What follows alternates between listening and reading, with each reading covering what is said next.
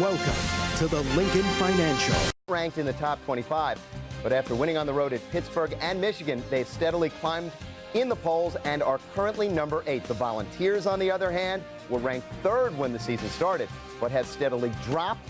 And this week, for the first time in 3 years, they are out of the top 25 altogether. And some big news from the National Football League on a day. Sold out Notre Dame Stadium. The band is formed in Indy as the Irish make their appearance on the field.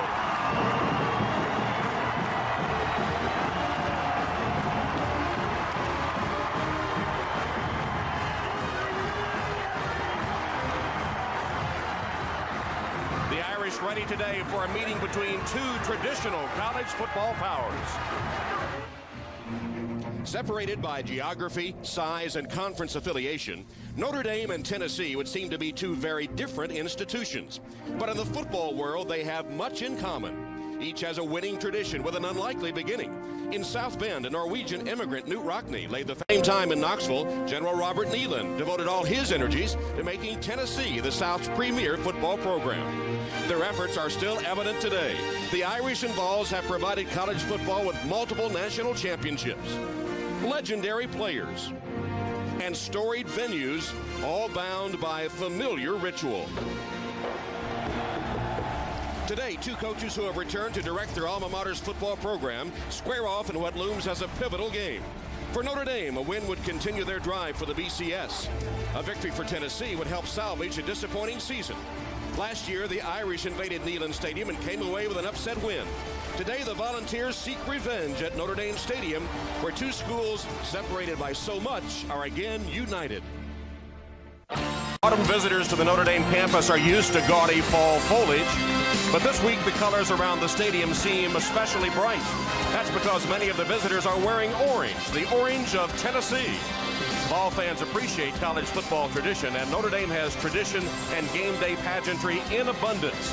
The visitors from the South hope a victory in this setting can turn around a disappointing season. Irish fans know all about turnarounds.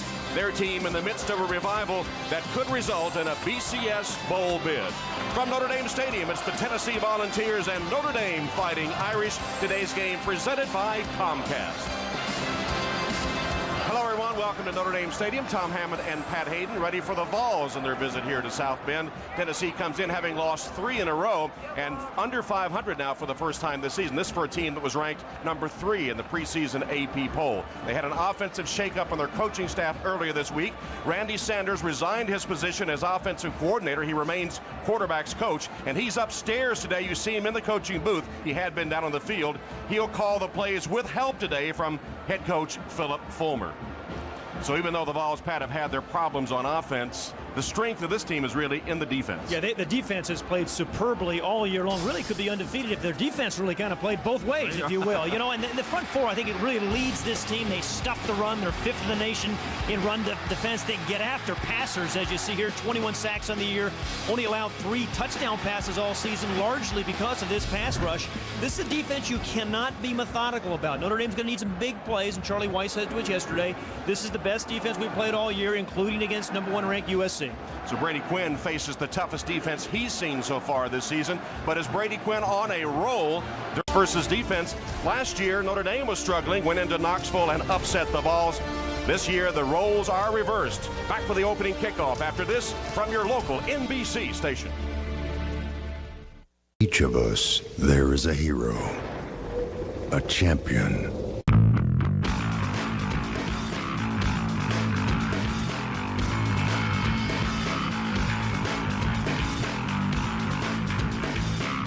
This is no ordinary museum. Welcome back to Notre Dame Stadium. The lights are on. It's an overcast afternoon, 64 degrees, so plenty warm, but a chance of thunderstorms, perhaps severe, before the day is over. Tennessee wins the toss, and they elect to receive, as we hope you're able to watch today's game in high definition here on NBC. DJ Fitzpatrick will tee it up to kick off for Notre Dame, and that's a look at Taylor, who is deep. Lucas Taylor, the freshman, deep for Tennessee. Fitzpatrick puts a toe to it, and the game underway. Taylor takes it 3 yards deep and comes out with it. Lucas Taylor. Wrestled down just beyond the 20-yard line by the special teams coverage of the... And Eric Ainge, you probably know that Tennessee's had the rotating quarterback situation this season. Rick Clausen, Eric Ainge, hasn't really worked. Ainge gets his third start today. And we look at our Adidas starting lineups. Offensive line all over, well over 300 pounds. And the first play of the game on the ground to Arian Foster. Now, Foster normally is a tailback. He's been shaken up, but he does get in on the starting lineup after all, and does get Dukwe, Zibikowski, and Richardson in the secondary. Yeah, you know, the secondary has played surprisingly well all season long for the Irish. Flag is down as Foster picks his way for a couple of tough yards and stopped by Victor Abiamiri short of the first down, the first penalty marker. The plan for Eric Ainge to play the entire game. And a false start against the Volunteers. There's a look at Rick Clausen over on the sideline. Eric Ainge said that despite the competition between the two of them, that Clausen is his best friend and has been very helpful. In fact, Clausen wants to be a coach eventually. And Ainge said because of the quarterback rotating system, though, often when he's in the game, he presses, he tries too hard. 6 men on the line. Eric Ainge to play well enough so his entire team will look at him as the leader. After the step off, it's 2nd down and 11.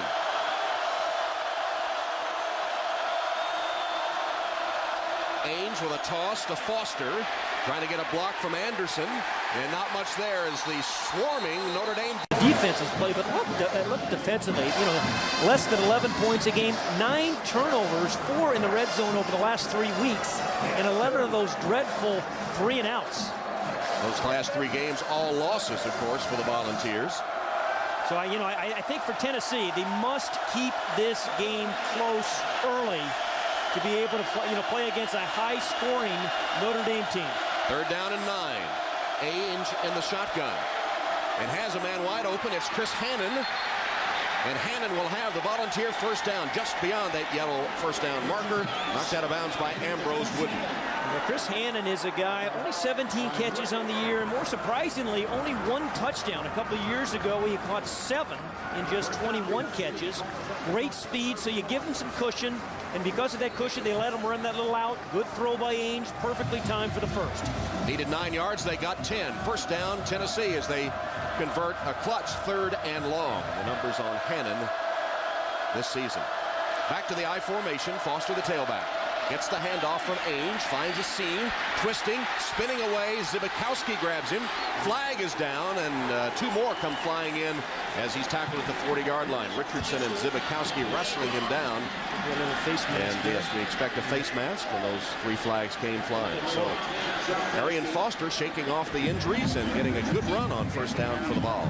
Got a surprising start. We were told Anderson was going to start at tailback, but a guy last week ran for 148 yards. Personal foul, face mask, number 9 on the defense, 15-yard penalty from the end of the run, 1st and 10. It's on Zibikowski, number 9, right there in the middle of your screen. Got the right hand in there, easy one to call. And that's the 15-yard personal variety. Foul. Yep. So spot the ball in Notre Dame territory at the Irish 45-yard line. Foster in his first career start. He's a freshman from San Diego, California, redshirt freshman. Here's the toss on the sweep. Foster gets a block from Anderson, bounces off a tackler inside the 40 and tackled by Zibikowski at the 35-yard line. Another run close to the first down for Arian Foster. You know, for as long as Phil Fulmer has been at Tennessee, this has been their personality. Power run football. Big offensive lineman. Pitch the ball to the tailback. Let him pick his way through traffic. You know, this is a formula for them, too. But, you know, just like Notre Dame played against USC when they hogged the ball with runs, you know, if you're going to beat Notre Dame, I think, is you're going to have to hog the ball on offense and control the clock with runs like that. Foster used a good block from Corey Anderson, his fullback that time. Fake it that time. Ainge hit. Ball free.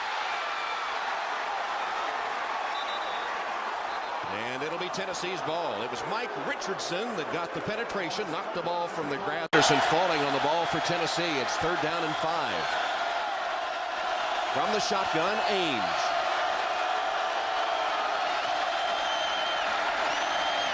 Over the head of Chris Brown as tight end and incomplete. It'll be 4th down. Against South Carolina. Colquitt hangs it up. Zibikowski lets it go. That's a heck of a punt. It is. Boy, it had that English on it. Backspin. And it'll be down at the 6-yard line of Notre Dame. So Tennessee has to punt, but thanks to the good one by Colquitt, they have the Irish backed up. Notre Dame gets the ball for the first time. Brady Quinn will be under center, hitting 66% essentially with 20 touchdowns, only 4 interceptions. Our Adidas starting lineups: Walker, Schwab, the freshman, Stovall, Samardzija, Fasano, and the blockers: Harris, Santucci, Sullivan, Stevenson, and Lavore. Split backs in the backfield. Quinn fakes one way, goes the other way for a screen pass. It's incomplete, intended for Travis Thomas, who started in the backfield along with Darius Walker on that first down play deep in their own territory. Line: Harrelson, Harrell, Mahalona, and Hall. The best front four in all of college football, I believe, Tom. And the linebackers: Gaither, Simon, and Mitchell. Simon is the heart of the defense, the leading tackler for the Vols. Of course, Notre Dame has Stovall and Samardzija each at 6'5". Yeah, and I think they're going to work on Johnson. The Irish are going to work on number 29 Johnson today. Quinn goes screen pass to the other side. Darius Walker gets it out to the 10-yard line. Short defense, only allow 86 yards a game. They only give up 16 points. They just do everything well. They run, they stuff the run, they rush the passer, and only 3 rushes all year long for over 20 yards. Brief look there at John Chavis, the defensive coordinator and associate head coach. 3rd down and 6. Quinn with protection finds Samardzija. Very good touch, but strong hands. NC got back after jumping initially. Another screen pass. Walker. No blockers, but he makes one man miss. Dives to the outside, made something nice out of it. Darius Walker. Well, you see. Samardzija. Quinn. And the screen. Walker. And this time, lots of green in front of Darius Walker. Well, he's a very unconventional play caller, and I think that's what's difficult to prepare. Makes him very difficult to prepare for. Quinn with another pass and another completion. Samardzija just...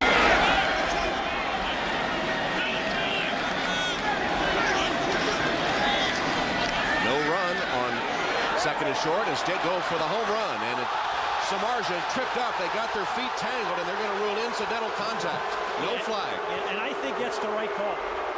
They did just get tangled up. The defensive back was turned, but you know who they picked on? It was Inky Johnson, number 29. A guy they feel they have a height matchup on there. He's got his head turned. Yeah, I don't think that's pass interference, Tom. Yeah, incidental contact. Incidental contact. Both stumbling down as they got their feet tangled. It makes it 3rd down and a yard. And we still haven't seen a rushing play. But again, talk about the sequencing of plays. 4 screens, dump the ball over the middle, Samardzija, then try to get your 6'5" receiver against the 5'9" Johnson. Schwab is the fullback. Travis Thomas is the tailback on 3rd down and a yard. Thomas with a seam and lowers his head, pounds to the 45-yard line and a 1st down. Jonathan So much for the Volunteers, but really, really playing well this season. Here's Simon, middle linebacker. From the 45, 1st down. This drive for Notre Dame began on their own 6-yard line. Their first possession of the game. Draw play to Walker. Flag is down. Walker twisted to the turf at the 40-yard line. 4 screens to the quarterback without help from blitzes, so we've got to slow him down. You'll see what he's trying to do. Turk McBride made the tackle, a hold against Notre Dame. McBride considered as good as the starters up front for the Volunteers. John Chavis said he was just like a starter. Well, he's 275 pounds, but in high school he was a receiver. Number 74 on the... For a lineman have a greater chance of the hold. 1st down and 20. Ball back at the Irish 45. Short drop. Quinn rifles it off the hand of Samardzija, incomplete. Still almost grabbed it, Samardzija. Kind of turned him around, and he couldn't hold on. And Quinn... He's opened up there. He used some mighty slant routes. Here's Samardzija with another catch. This one takes him inside the 45-yard line of Tennessee. It's a gain of 12. Quinn identifying the middle linebacker, Simon. Trying to get the protection set. Quinn going, crossing route, caught by Fasano, the tight end. Fasano got a block downfield and dives. touchdown. It was Maurice Stovall that sprang in with a block just before the goal line. The first receiving touchdown of the season for Anthony Fasano on his 33rd reception. He needs to keep this game close, and a good special teams play right now would help. Special teams has not been a strong point. Here's Lucas Taylor settling under it and taking it at about the 5. Taylor fumbles the football. Recovery for the Irish. They have it at the 27-yard line of Tennessee. Samardzij's in motion. Good toss to him. And he was decked. He was going to pass to Stovall, who was running downfield, and Inky Johnson, all 5'9", 167, leveled it. That was, you call it an absolute stuff. And Samardzij, who's a baseball pitcher on the Irish baseball team, went 8-1 last year, was going to hoping to throw a strike there, but had no chance as Johnson came up and smacked him. That was a backward pass. Inky Johnson made the play for the Volunteers. And so Johnson wins that play. There's the height difference. 6'5" on the right, Samardzij, and 5'9" on the left, Inky Johnson trying to defend him. Rolling Quinn in trouble, almost intercepted, and then incomplete. Ill-advised throw by Brady Quinn. Tight end screen, right? 5th screen. They've thrown 4 to the tailbacks. The 5th screen in the first quarter. This one was going to go to Anthony Fasano. Bottom of the screen. Right down here is the outside blitz. And I think it's Gaither, number 44. Yes. Is on the blitz. And then nearly intercepted by Jason Hall, defensive end. And you see the kind of respect that Charlie Weiss has for this front 4 of the Volunteers. And why not? As you said, and I agree, the best in college football, front 4. Premier. 3rd down and 18. Blitz coming. Quinn sees it.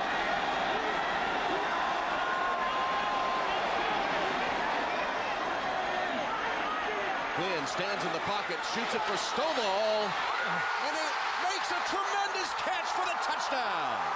Now there's Maurice Stovall. We were talking to him a couple of weeks ago. Just 16 points a game. A disastrous first quarter thus far.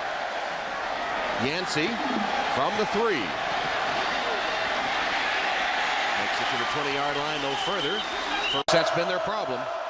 Getting an offense going, and especially in making big plays. They've just not been able to do that. They're going to run with Arian Foster.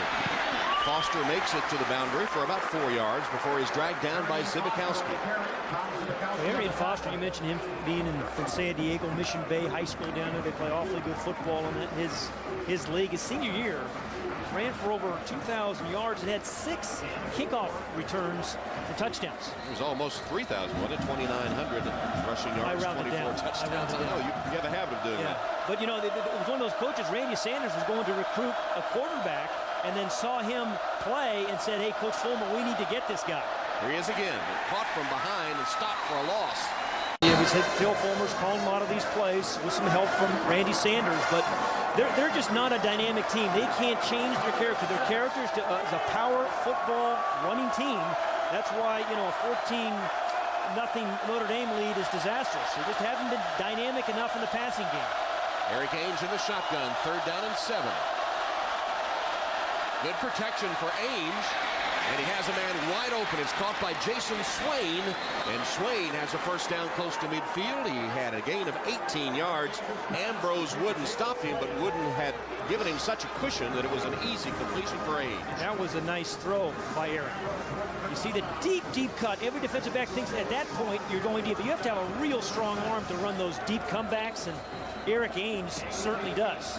He hung in there in the pocket, didn't rush it, good protection, and then just drilled it. So the Vols convert a 3rd and long. Keeps their drive going from their own 46.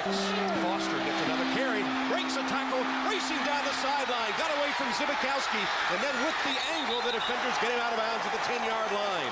Arian Foster running down the sideline for 42 yards. A heck of a run by Foster, and good blocking by Toania on the right side, and Douglas, a guy that was not supposed to play. Bad knee. Hurt his knee last week against South Carolina. Watch the right side, number 72, Toania.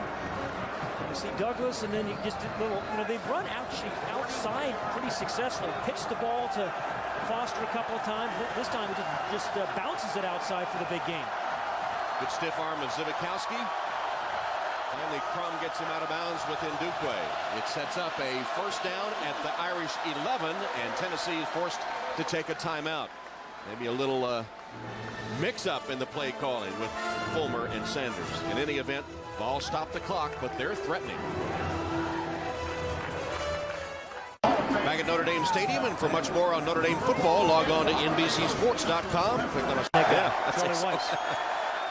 Look at this. One offensive touchdown in their last 27 possessions, but Eric Ainge has a good little drive going right now. The Vols have had 5 first down plays so far, and there have been 5 rushes by Foster to gain 70 yards. Fake it to him. Ainge rolling, pumps once, gonna go out of bounds for a loss of about 4 yards. Now, Pat, it looked to me that time that Ainge was a little antsy that he saved that 4-yard loss. Rick Clausen watches from the sideline as Ainge under center on second down 13. Handed to Foster. Again, tough running by Foster to the 8-yard line. It'll be third down coming up. Ndukwe made the tackle for Notre Dame. We're going to do Ndukwe, number 18 for the Irish boys. He played well as a, you see the play selection, Tennessee running the ball 10 times, just 3, and Notre Dame just the opposite. Just the opposite. But Ndukwe has played particularly well in the red zone for the Irish. Third down and 7. 4 wide receivers. Foster is the lone setback. Ainge under center. Retreats to pass for the end zone and incomplete. It was intended for Brett Smith. And Ndukwe did a terrific job of taking away that post route. Again, he's their strong safety, number 18. We were just talking about how good he's played. He's right in here. And he's just going to fall off. And what they do is they cone cover. It's called cone coverage, inside outside on that slot receiver. And he's supposed to take away the inside route. So well coached by Rick Minter and well played by Ndukwe. So James Wilhoit will line up for a field goal. He's hit 7 of 12 this season. His longest 46. This one only 26 yards.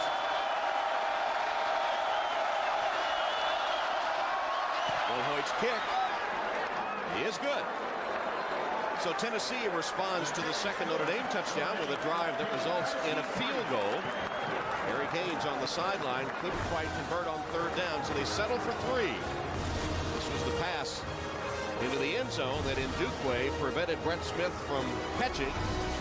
Fulmer sweating it out on the sideline, couldn't get the reception, does get 3. 14-3 Notre Dame. Barry Quinn has thrown 2 touchdown passes already today, and nothing to it. Well, it's been like that for him this year. And that's against the Tennessee defense that's been awfully tough. Awesome. That's a pretty good play call right there. Changed it up this week again. Bunch of screens, little draw action, using his tight end in the end zone. Wilhoit with the kickoff. Grimes and Horde deep for Notre Dame. This good kick picked up by DJ Horde. Horde with a nice move. And getting some advice from Tom Brady, the Patriots quarterback. Darius Walker had a little seam for a moment, then hit hard and stopped at the line of scrimmage. If you're a quarterback playing for Charlie Weiss, you got to be able to have a thick skin and respond to some hard coaching, because he treats quarterbacks a little. Weiss just kind of gets a feeling, a sense of where Brady's head at is and what kind of plays he wants to run the next day. And sometimes they don't even talk about football. Right. So they have about 45 minutes every Friday now just to themselves. Draw play. Walker breaks to the outside. They'll work him to death. Sometimes he doesn't get many carries. So Samardzija has it broken up and incomplete. That was Jonathan Wade defending for the Vols. Yeah, and then Jonathan Hefney, the free safety, number 33, almost got in the way of that. And if he catches this, he's gone. Trying to squeeze that one in between that, double coverage, and that's the kind of confidence Brady Quinn has. Did you see the safety, Jonathan Hefney, and good coverage by Jonathan Wade? So the 2 Jonathans doing their part. So they had a good offensive series last time, Tennessee, and then a good defensive series, forcing the first punt. Fitzpatrick in punt formation, and Tennessee Vols come calling at Notre Dame Stadium. Here, Little Rocky Top being played by the Tennessee band, Pride of the Southland band across the field. And it's a 4th down with Fitzpatrick in punt formation for Notre Dame. And Lucas Taylor is deep for the Vols.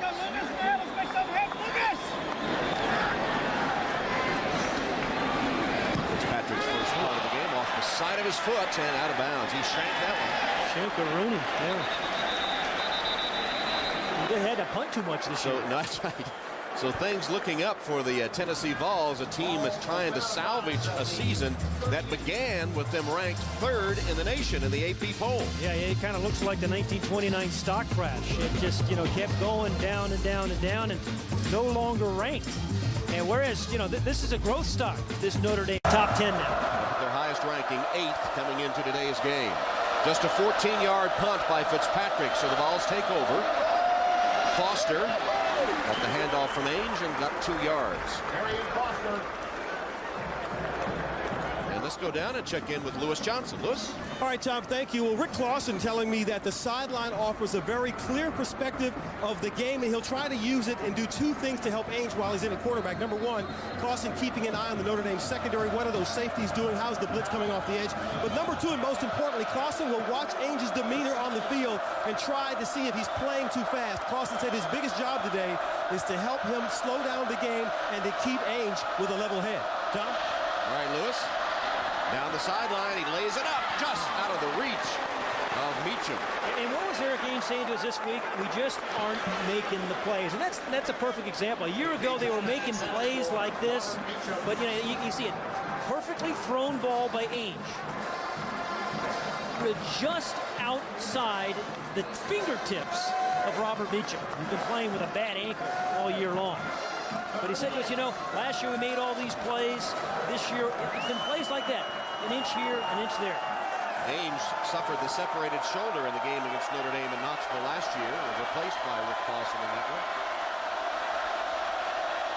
From the shotgun, 3rd down and long. Picked up the low snap, sends it down, and the catch by Meacham is good for a 1st down. And one thing Tennessee has done today is some clutch 3rd down conversions. That one covered 18 yards. Yeah, terrific catch by Robert Meacham. Coach Fulmer was saying he's our best receiver. He's been hurt with an ankle injury since the very first game. They had him matched up on Crum, the linebacker, a matchup they like. That is an absolutely kind of matchup you like. And so a good play call, good execution, and good catch by Robert Meacham. Guy that Coach Fulmer was saying we're expecting a lot of him today and the rest of the season. Sophomore from Tulsa. Ainge on 1st down, again going down the sideline, trying to complete it for the touchdown. It's batted away, intended for Meacham, and batted away at the last minute by Mike Richardson. Again, just one of those plays that maybe goes either way. But this year, they just seem to have not gone Tennessee's way. Actually, Richardson didn't touch it. And right off the fingertips. Again, it's 2 in a row. Right. Meacham to the sideline. Josh Briscoe is in. 2nd down and 10. Well, this would really be key for Eric Ainge to get get a touchdown on the scoreboard on this drive. Again, we need to keep this thing close. Foster breaking a couple of tackles, gets a couple of yards. Tough running for Arian Foster. Remind you that near the end of today's game, we'll select the Chevrolet players of the game from each team. There's Jim Bob Cooter, number 15, backup quarterback, signaling in the plays as Rick Clausen listens in. If he does a good job, they're going to give him a 3rd name, a 4th name. Jim Bob Cooter, the junior, Fayetteville, Tennessee. 3rd down and 9. Can the Vols pull out another key 3rd down conversion? Ainge down the middle. And deflected away, intended for Jason Swain. Good defense by Farine to tip it away. And Farine, who's had a nice game on special teams. He's their nickel back and has played pretty solidly for the Irish this season in that situation. Perfect coverage, got the head turned around, timed it well. And that's probably as good as you're going to see it. So Leo Farine's made his presence known this 1st half on special teams and on nickel situations. So the Vols lose a little momentum. That's Zbikowski lined up to receive the punt by Colquitt with only 4 seconds left in the 1st quarter. High snap, Colquitt got it. See if he can work his magic down here again. Zbikowski a fair catch. And again, about the 6-yard line. Irish had it there and were able to score. Would be happy, wouldn't he? What a team. 35-yard punt with no return as the first quarter comes to a close with Notre Dame leading Tennessee 14-3. We'll return to Notre Dame Stadium right after these messages from your local NBC station. Back in South Bend, Notre Dame leading Tennessee 14-3 inside Notre Dame Stadium. Up in the parent section with Robin Quinn. It's made him, obviously, we're having a lot of success on both sides of the ball and on the offense in general. So I just think that, it's been a good thing. It's been a great thing for Brady. He's matured. And there's a flag on the play right now. And as you look at your son, you think about him growing up through high school football. Tom. It just slipped out. Yeah. It just slipped out. Well, she's not the only one thinking about the potential. Anthony Fasano was called for a hold. So this is a first down play. Quinn hit as he released. Samardzija with a one-hand stab. Oh, my. 13-yard gain. Makes it 1st and 10 from the 22. He's been doing it all year, Samardzija. Second quarter has traditionally this season belonged to Notre Dame. In fact, since the Washington game, Pat, Notre Dame has outscored its opponents 58-0 in the second quarter. Walker on the sweep. Well defended by Tennessee. They really come to the football quickly with a pursuit. Marvin Mitchell was the one that made the first hit. Got some help from Kirk McBride. Well, we see he's been Just starting the second quarter. Walker lost a couple of yards on that run, so Quinn back to pass, had Fasano open and threw it over his head, incomplete. Fasano was wide open. We were talking to Brady Quinn yesterday, and Lewis just talked to his mother Robin there, and he was saying, hey, I'm not the only good athlete in the family. He has a sister, Kelly, who plays soccer down at University of Virginia. Spoonful of honey before each game. Seems to work. Yeah. Keep sending it, Mom. Maybe we could use some. 3rd down and 12. Quinn, Samardzija shook one tackler but can't keep his balance. It'll bring up a 4th down for Notre Dame. All right, 2 good defensive series by the Volunteers, right? You're playing this high-scoring offense. You're trying to get your offense in good field position, and they've done it. The University of Tennessee's defense, the last 2 series, have stopped and stuffed the offense of Notre Dame. And there's the guy who does a lot of it, Kevin Simon. Fitzpatrick only had 24 yards on his first punt. This one better. Taylor backpedaling, settles under it, dropped it. Scramble forward as Taylor tried to get it back. He fumbled a kickoff return, remember, that led to a Notre Dame touchdown. He was able to get on that one. So Fitzpatrick back in form, boomed at 45 yards, 2 yards on the return as he dives on the fumble. It's been a bad year on special teams for Tennessee and a bad day for Lucas Taylor. But the Volunteers will take over, trailing 14-3. Tomorrow night, don't miss the big TV event everyone's talking about. The West Wing goes live. That's an all-new episode of The West Wing. It's live tomorrow night at 8, 7 Central here on NBC. From Notre Dame Stadium, Tom Hammond, Pat Hayden, Lewis Johnson. Second quarter, 12:32 to play, and Notre Dame up 14-3. Today's game presented by Comcast. Eric Age has actually thrown the ball pretty well.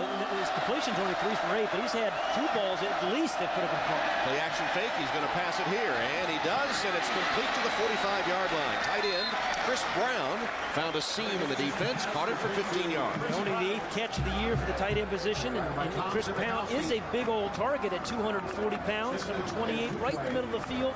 The big, tall, 6'6" Eric Ainge, good vision, good field presence. That's what Charlie Weiss was saying. Hey, this Eric Ainge's got strong arms, a big guy, could see down the field, and made a nice throw there.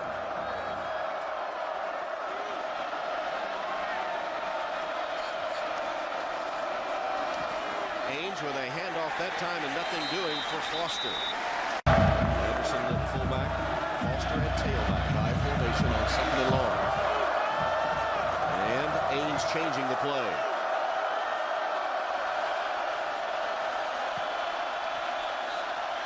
Still plenty of time on the play clock. He's got one-on-one coverage down here. I think he was going to try to hand it off, and Foster slipped down, so 8 of 10. 3rd down and 20. draw play.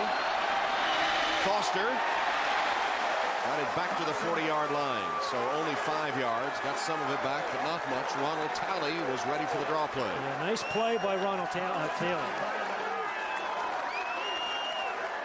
So Colquitt is back out to punt, and is it my imagination, or has a Colquitt been punting for Tennessee forever? That's incredible.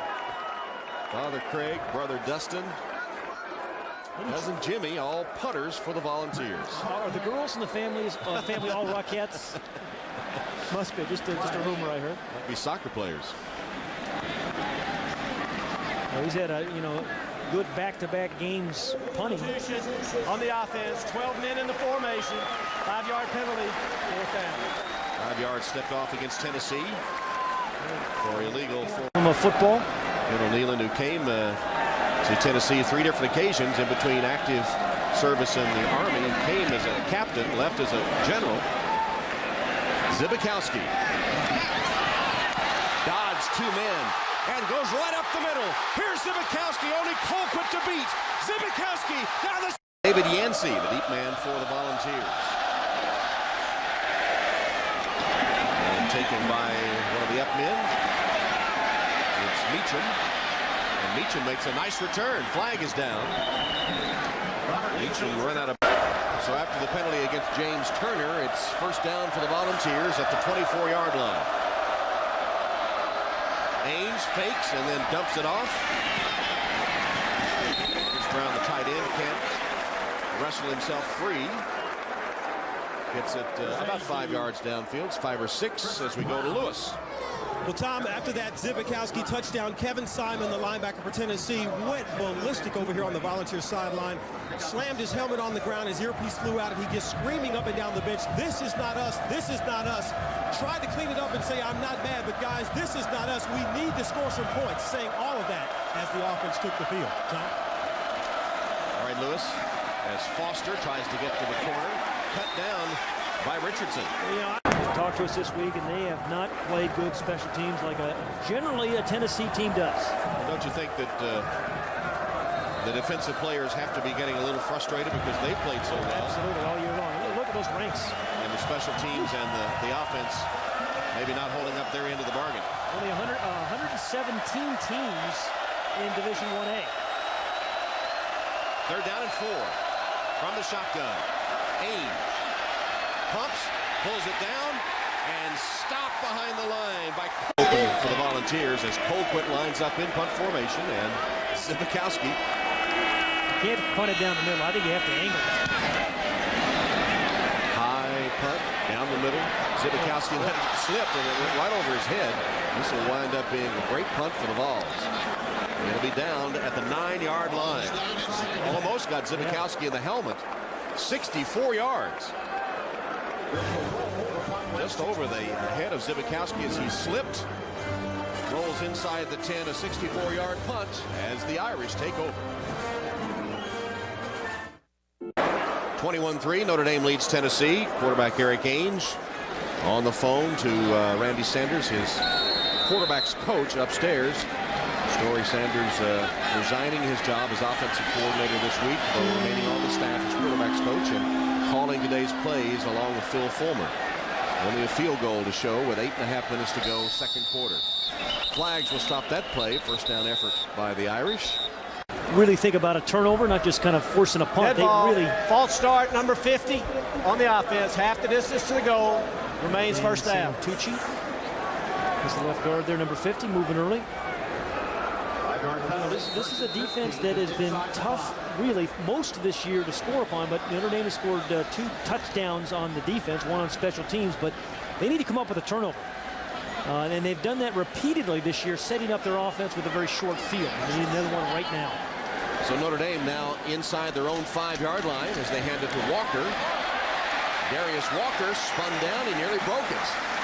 Strong, over 200 pounds. 2nd down and 3. Walker breaks 1 tackle, steps out of another, got away from Wade.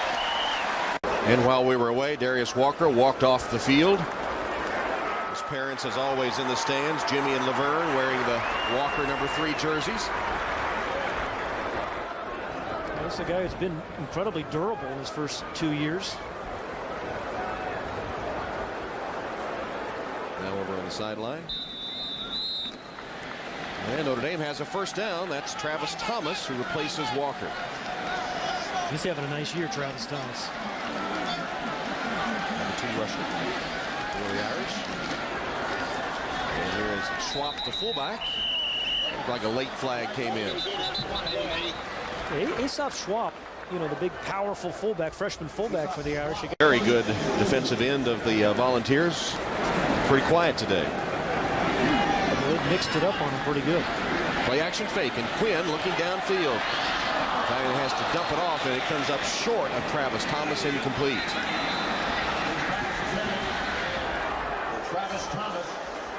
There's Darius Walker heading to the locker room.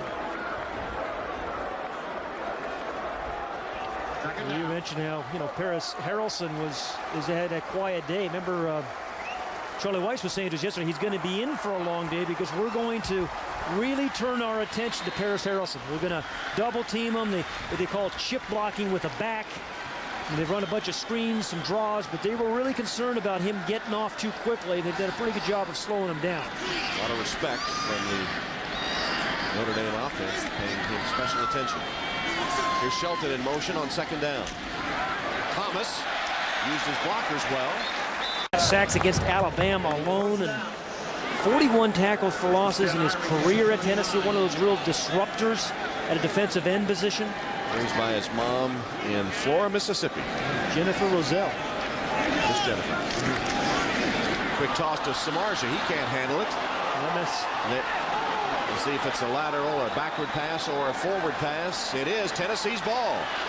Big break here for the Vols as Samardzija kind of fell asleep on it. You know, earlier they ran a backward pass and he was going to throw it. I don't think they were going to do it this time, throw it, because he was going to his left. Here he is here in the slot. Yeah, that's definitely a backward pass. That's a good call by the official. Ball is absolutely live.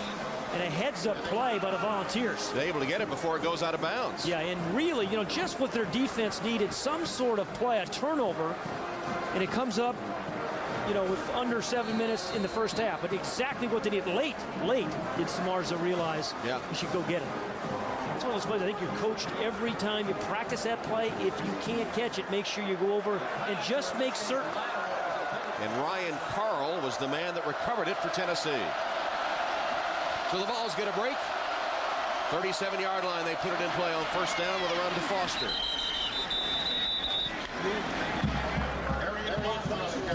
Brandon Hoyt stopping Arian Foster, who's been the workhorse for the Volunteers today. Foster has carried 14 times for 87 yards. You mentioned Brandon Hoyt, linebacker for the Irish, you know, leading tackler and leading sacker and forcing fumbles and tackles for loss. Brandon Hoyt has done everything well, playing every down. They don't take him off the field anymore. Plays the nickel, plays first down, third downs, plays them all pretty well. Used to come out in passing situations and now full time. Ames finds his man. It's complete. Oh, a lot of slips on this field today. Meacham slipped but put a hand down and is able to get first down yardage. Gain of 9 on the play. Ames to Meacham. Yeah, you know, when you're really struggling off the corner blitz, well read.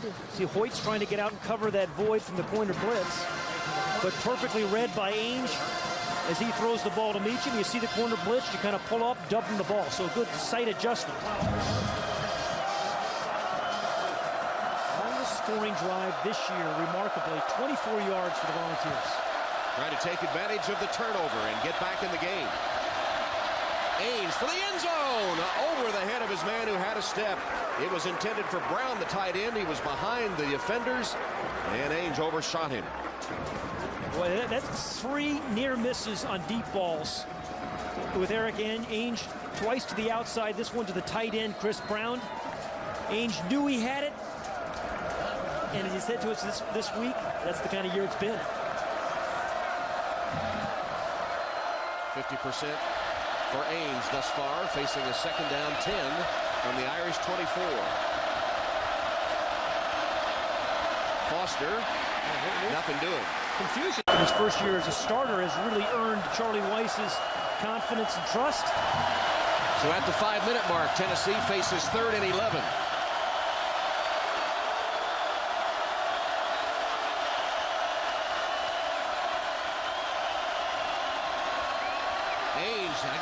receiver, and this time it's caught inside the 5-yard line.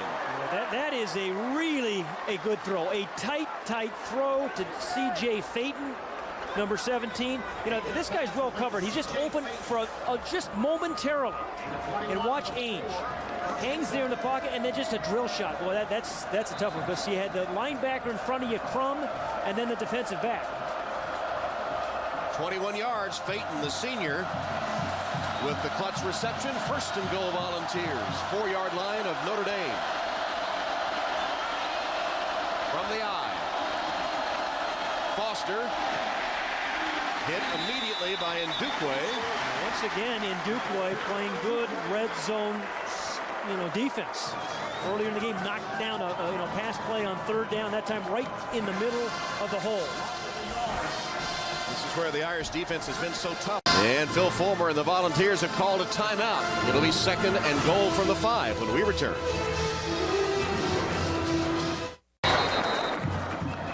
Eric Ainge just over on the sideline had Phil Fulmer's headset on. Talking, we assume, to Randy Sanders upstairs with the play call. And they've got to be thinking touchdown, not field goal. Down 21-3, but they have 3 downs to do it.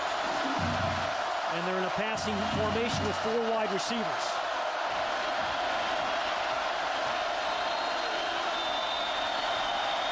And Notre Dame calls timeout. Well, not a bad use of a timeout by Notre Dame. I mean, Tennessee shows their hand in the spread set. Up 21-3. So 1 each side for the final 4 minutes and 4 seconds. Range back over to the sideline.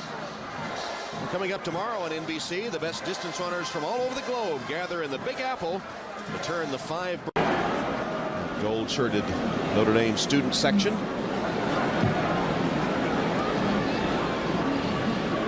Charlie Weiss and the Irish leading 21-3.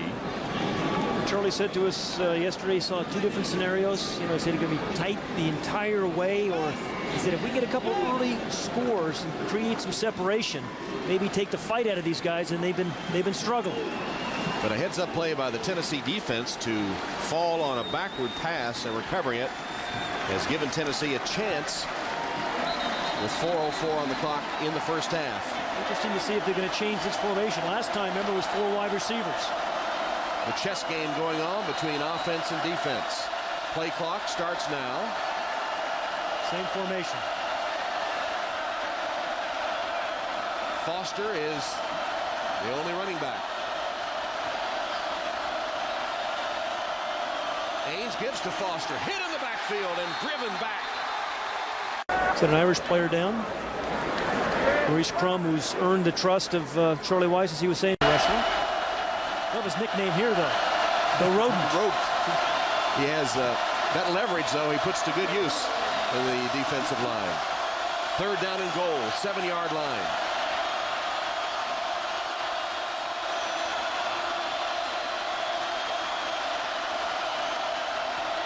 No pressure on Ainge.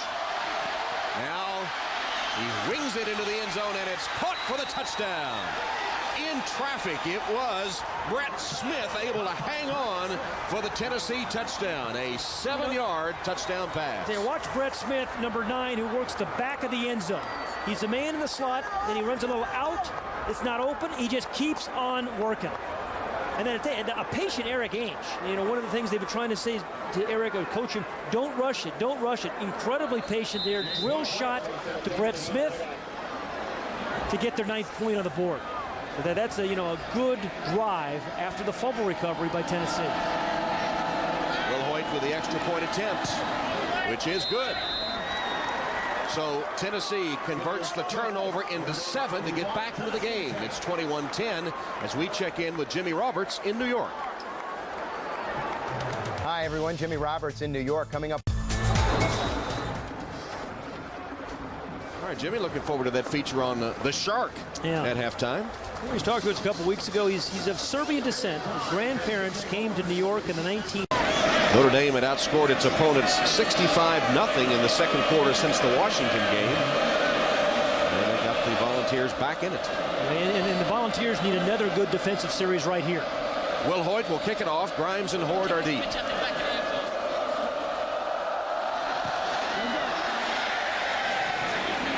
Horde is going to stay in the end zone for the touchback.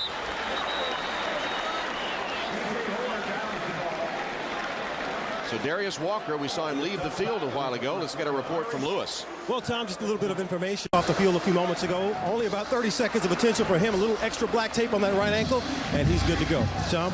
All right, Lewis, you saw the graphic. The Tennessee defense has stiffened the last 3 Notre Dame possessions. Here's Quinn on first down, setting up that screen again. This one to Thomas. Played by Kevin Simon, that middle linebacker. John Chavis, the defensive coordinator, saying he's playing like an All-American. First reception of the season for Travis Thomas, but it's short of the first down, which is marked there by that yellow line. 1st and 10 line brought to you by Xerox. I had a chance to talk to Kevin Simon this week, and he was talking about Brady Quinn, said what a different player he is this year. He said, you know, decisions he's making, the accuracy of his throws, the way he looks off defenders. Tennessee coming with a blitz. Quinn sacked.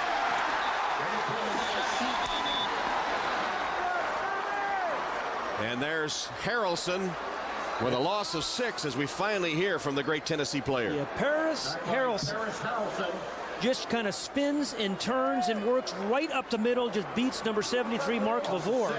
And Harrelson was a guy, remember Charlie Weiss said to us yesterday, hey, well, he's going to have a long day because we're going to be double teaming, chipping him, putting a tight end over him.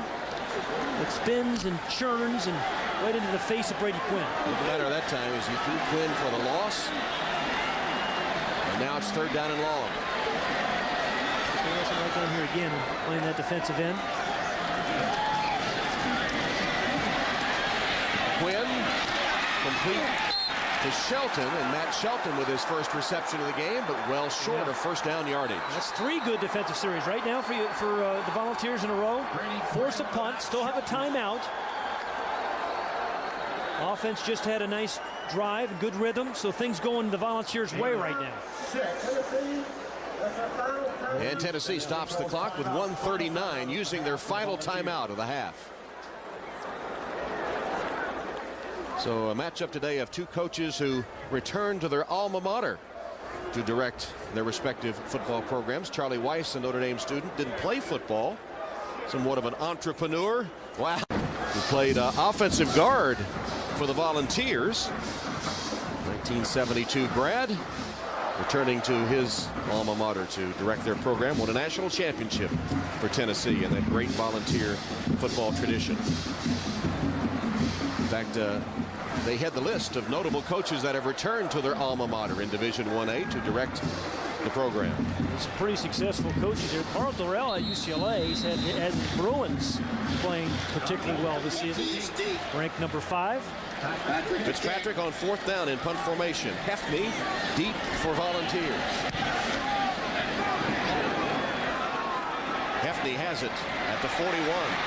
Comes straight up the middle, crosses midfield, and then wrestled down with John Carlson on special teams, first to hit him.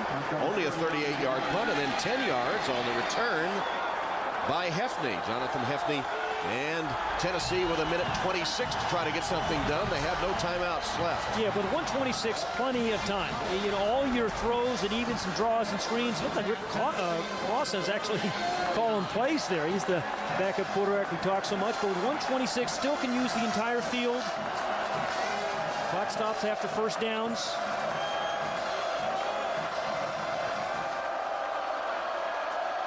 Derek Ainge is gaining some rhythm, isn't he, Tom?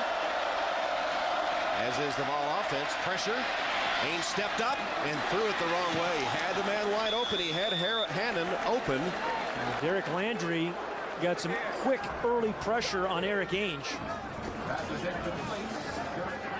Right down here is the guy he's looking for, Hannon, as you mentioned. But watch the quick pressure, the spin move by Derek Landry.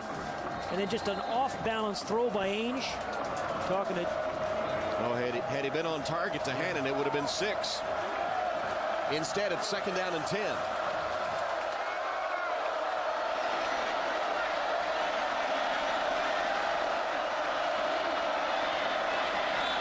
Ainge down the sideline over the head of Swain, incomplete. It'll be 3rd and 10. And Swain drawn with Ndukwe. Well, we've seen this reaction from him a bunch because he's been, just about that close with a bunch of throws. Big play for Eric Ainge right now on 3rd and 10.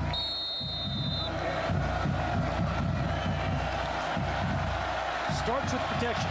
The guy that's really causing some havoc right now is inside, and that's number 66, Derek Landry. Last 2 plays. From the shotgun.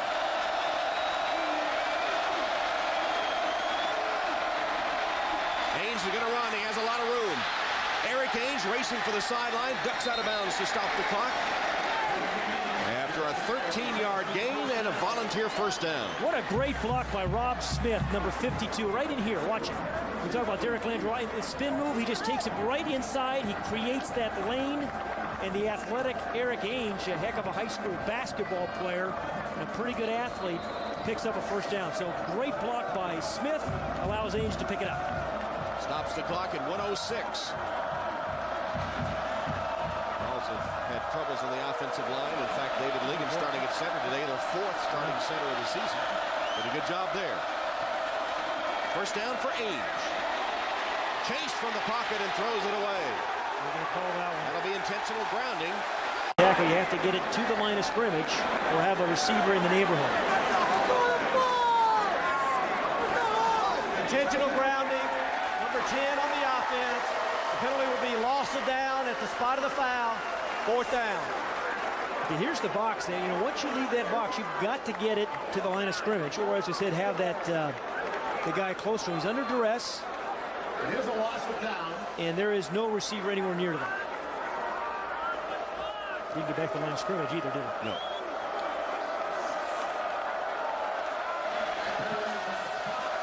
So spot the ball just short of the Tennessee 49-yard line. Now it's 2nd down. And 26. Draw play, Foster. Didn't fool Notre Dame. Got some of it back before Derek Landry made the stop. The clock continues to, tick away. Derek Landry, Maurice Crum on the tackle. He's got some tall, athletic receivers, and where he's been dangerous when he's been hot, Eric Ainge is down the middle of the field, usually to a slot receiver. 3rd down. Deep, threw it into coverage, and it's nearly picked off. Richardson had the good coverage of Phaeton, and then Ndukwe nearly was able to pick it off. Did Mike Richardson have terrific coverage? Just played it right underneath it, just cut off the throw. There was just no lane there to get squeezed the ball into Phaeton. You know what Ainge is trying to do, just trying to make something happen when, it's got 3rd and long, but great coverage by Mike Richardson. So Colquitt on 4th down and 26 seconds on the clock is in to punt. Did a good job punting, but of course Zbikowski had the 78-yard return for a touchdown. Zbikowski calls fair catch, makes it about the 6-yard line. It was a 40-yard punt for Colquitt. And now 19 seconds remaining on the clock. As we remind you tomorrow that only 3 to go in the charge for the Nextel Cup, and with Weiss is a little concerned. He does have the 21-10 lead, but his offense started out real well. Those 2 quick touchdowns, but they've really haven't done a lot offensively since those first 2 drives. And here Quinn will take a knee to bring the half to a close. Well, Notre Dame hot early, and then the Tennessee defense stiffened as we go down to Lewis Johnson. Okay, Tom, thanks a lot. Well, Coach, you called them the scariest 3-4 team you've seen in a while, and you've gotten a couple scores up on them. You said that was important. What concerns you about the second half? Well, I mean, they're playing solid on defense, and they're running the ball some. We were inconsistent on offense in the second quarter, and we're going to have to get that straightened out in the locker room. Concerned about Darius Walker. We don't know his status at the moment. He left the game. No, I sent him in to go ahead and get what he needed to get done now, so I had him ready to go for the second half. I could have had him fixed out here, but I told him to go ahead and get him ready, so I have him for the start of the third quarter. All right, Coach. Thanks a lot. Tom? All right, Lewis. So Brady Quinn touchdown drives his first 2 possessions. They got the punt return for a TD from Zibikowski. Notre Dame 21-10 at halftime. Now it's time for the Lexus halftime show. Let's join Jimmy Roberts in our New York studios. All right, thanks, Tom.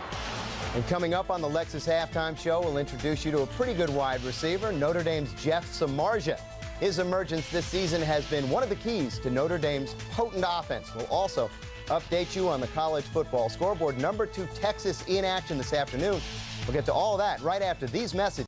Getting some of that momentum you just talked about. The first 2 drives, very, very efficient, but after that wasn't nearly the kind of offense we've seen most of the year from the Irish. Seems like this first possession or 2 of the third quarter might set the tone for the whole second half. Well, you're right. The Irish get it, and, you know, it's important for them to get that momentum back, but just as importantly, UT kind of senses that maybe they're getting back in this game and they get their best unit, their defensive unit on the field in the opening possession. So Notre Dame will get the ball to start the second half.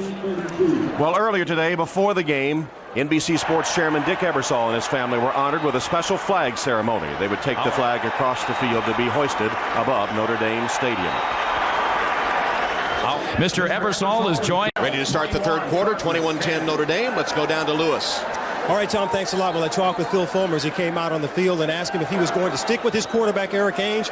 And he said absolutely there'd be no change at quarterback for Tennessee. He's expecting Ainge to finish the game. But he said he's expecting his defense now to make a big stand as Notre Dame comes out on offense. And then one other update from the Notre Dame sideline. I witnessed Darius Walker come back out on the field. I looked at him and kind of asked him, are you okay? And he gave me the thumbs up. So he'll be back on the field for the second half. Tom? All right, Lewis. In the second half, we'll get underway with Tennessee kicking to Notre Dame as Will Hoyt tees it up. Coach Weiss will send Grimes and Hoare deep to receive Will Hoyt's kick. There they are. Today's game, Tennessee-Notre Dame, presented by Comcast.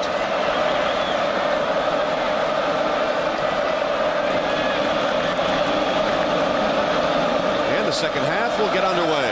Will Hoyt's kick. Line drive, squib kick, scoots into the end zone and out of the end zone for the touchback. And Notre Dame will take over at the 20. Gives us a chance to look at our first half statistics brought to you by Sirius. You know, pretty even. Look at the total yards, you know, very even for Tennessee and Notre Dame. And then time of possession, Tennessee's held the ball more. Usually that's a Notre Dame trait. You know, they've averaged 8 more minutes of possession than their opponents. So, you know, if Tennessee needs to get another good defensive stop, just like Lewis was talking about it just a moment ago, but the last 3 defensive series by the Volunteers have really been excellent.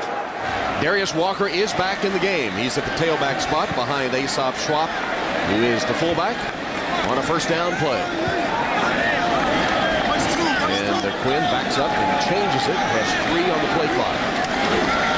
Fake it to Walker, and Quinn's going across the middle. Fasano clamps down on it to the 45-yard line. The good coverage by the middle linebacker Simon, just right over the top of him. Well, listen. Those hurt. Yeah, there was good coverage that time by Kevin Simon, and just kind of a real good catch by Fasano.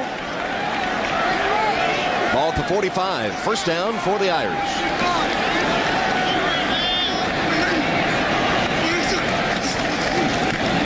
Walker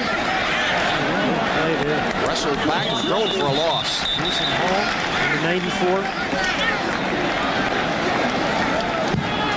So Walker gets a rude greeting after having to leave early due to injury in the first half. Thrown for a loss on his first carry of the second half. Well, there's the offensive stars from Notre Dame. Brady Quinn, you know, an efficient first half. Got off to a very good start in 7 straight games. Second down and 12. Quinn changing the play. Play action fake. Quinn had to dodge a rusher, but got it to Carlson. That's Fasano's backup at tight end. Makes the reception, only his 5th of the season, and then tackled by Jason Hall. You know, this offense of Notre Dame gets, you know, all the wide receivers and the quarterback get all the glory, but this offensive line does a pretty good job of protecting Brady Quinn for most of them. Look at Sullivan, number 78. You see 74, Stevenson and Lavore, and on the left side, Brian Harris. All those guys, you don't have great offensive statistics if your offensive line's not playing well. 8-yard gain, setting up a 3rd and 4. Well, Matt Shelton down here at the bottom of the screen is one-on-one, and they like to throw the ball to him deep. Spin looks the other way, deflected into the air and incomplete. Good tight coverage that time by the Volunteers, and they'll force a punt. You know, Tom, we were talking to Notre Dame coaches yesterday, I should say coach, Charlie Weiss. He really thought they were going to be able to throw some slant patterns, but Tennessee has done a great job of taking those inside plays away.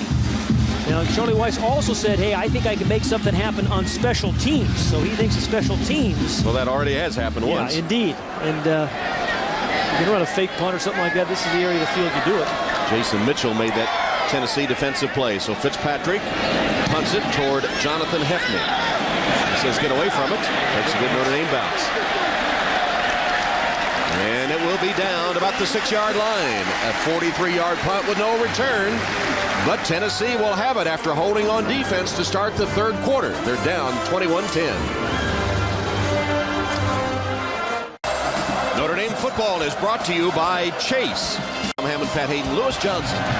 First possession of the second half for the Tennessee Volunteers. They begin from their own 6-yard line after holding Notre Dame defensively on the first series of the second half. Ainge rolling out. He's got a lot of room to run if he wants, and he will. And Ainge sliding on his knees takes a hit from Zibikowski and draws a flag. Slide, right? Well, you have kind of a half slide on your knees. It didn't much get the job done, did it? He was kind of in one of those tweener lanes. Yeah, he was thinking about throwing it, but he saw all that green turf out in front of him and decided to run it.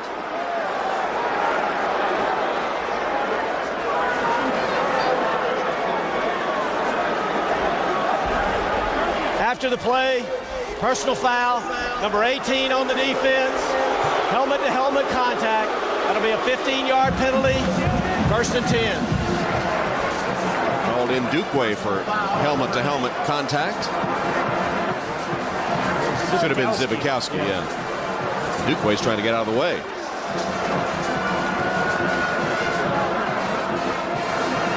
Helmet-to-helmet contact. Good call. Yep. So put the ball at the 31-yard line. First down, Tennessee. Swain in motion. The handoff is to Foster.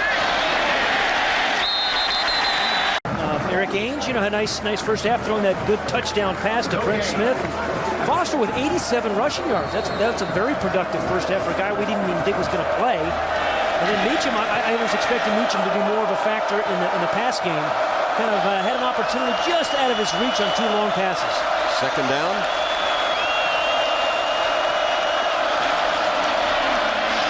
Ainge did a little shuffle and then tried to hit Phaeton, who was open, and missed him. Yeah, those are the kind of throws you just have to make, and you see the emotion again of Eric Ainge with his head down. And, as quarterbacks, you just have to kind of keep an even keel. See the rain beginning to fall. So there's the rain as Volunteers face a 3rd and long. 3rd down and 9. 6 of 11 on 3rd and long today. Ainge will line up in the shotgun.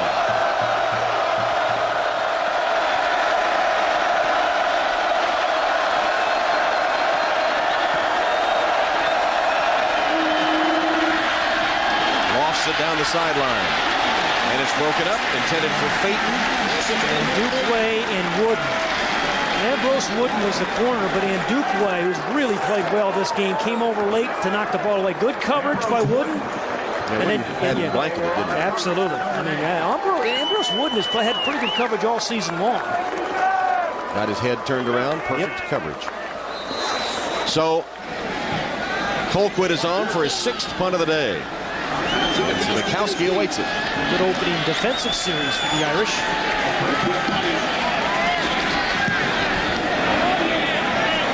High booming punt. Zibikowski right at the sideline. Dodging, darting, spinning. Anything else you saw? No, that's good. Dodging, Bobby. Weaving. Marvin Mitchell made the special teams tackle on Zibikowski. Irish take over. 21-10 game. Notre Dame football is brought to you by Sirius Satellite Radio. It's more than just radio. It's Sirius Satellite Radio. By Chevrolet. A little bit of rain coming down, light rain at the moment. Charlie Weiss, being the ultra prepared man that he is, had his team practice with wet footballs this week. On Thursday they practiced, and earlier in the week it rained on Monday when they were out for practice anyway. So as usual, he is prepared for any eventuality. Anthony Fasano has reappeared back in the lineup for Notre Dame after leaving an injury early. Here's Darius Walker whirling around to the 39-yard line. Yeah, we've talked about how well Tennessee's defense has played the last 5 series. You see that? Last 5 series, they've forced a punt, fumble, and 2 more punts, and just 2 first downs in the last 5 possessions. So, led by Kevin Simon in the middle and Paris Harrelson on the outside, they've really done a nice job. 2nd down and 6 for the Irish. It's a real pleasure when you can rush the quarterback with just your front 4 and get those linebackers in coverage. And for the most part, Tennessee's able to do that. Yeah, you don't have to distort your defense to get pressure. Here's Walker putting some pressure on the Tennessee defense. Setting up a 1st down right at midfield.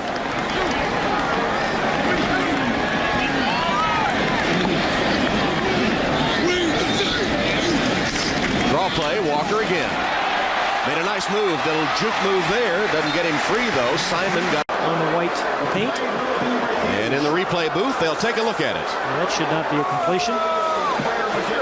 But Inky Johnson, I mean, one of the things that the Irish wanted to do was test him on slants and deep routes, and indeed they have. But he's responded pretty well. Play is being reviewed. That was pretty clear cut, wasn't it? Yeah, it was pretty certain that it was out of bounds. But still, just the body control and the discipline of Samardzija. Left foot, it's on that line. Word, it looks fairly obvious. It has to be definitive video evidence. That's a eavesdropping there on the replay booth.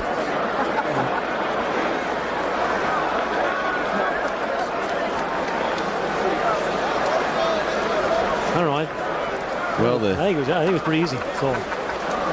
Steve Shaw shaking his head in agreement. Whatever it is, he's going to announce it.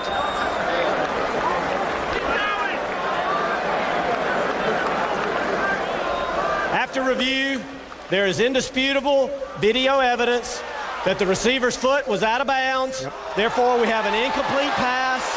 We'll reset the ball. 3rd and 1 at the 41. This is why I like replaying college football. Yeah, because you get it right.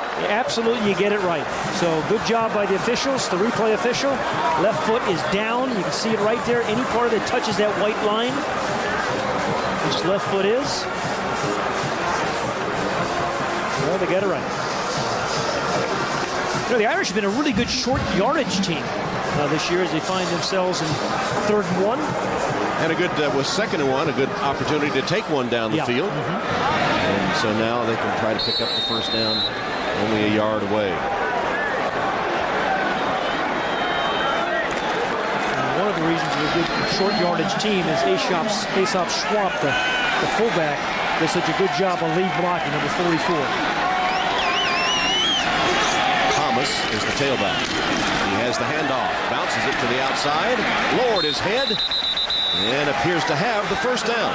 Talking to Charlie Weiss yesterday about Travis Thomas, he said, he's got a defensive mindset, worked himself back into the rotation, and been a pretty good contributor, particularly against USC a few weeks ago. High school All-American from Washington High School, Washington, Pennsylvania.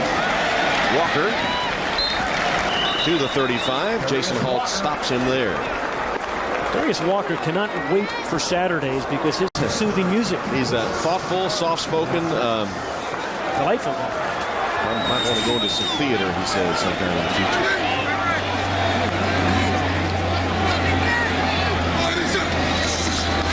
Handed to Darius Walker, breaking to the outside, made a man miss, and caught from behind short of the 1st down. Jason Hall and Hefney combining. This Irish, we've talked about them hogging the ball. You see what they average, on this year? 8 plays and drives, almost 70 yards. They've had, 13 drives of 9 plays or more. So they can strike quickly, which we've seen sometimes this year. But when you need to grind it out, they can do that as well. And the 8th play of this drive upcoming. It'll be third down. And they bring Travis Thomas back in a short yardage situation. Thomas hit in the backfield and dropped for a loss. Simon and Mahalona. Yeah, Mahalona, number 55, got real quick penetration. Mahalona, number 55, right in there. Watch how quickly he gets in. Just kind of, and then blows up the fullback swap. And Travis Thomas has nowhere to go. So terrific play by Mahalona. So 4th down and 5, and Charlie Weiss is going to go for it. 4th down and 5 at the 34-yard line of Tennessee. I want to tell you, most of the time, they really like Samarza, who's down to the bottom of the screen.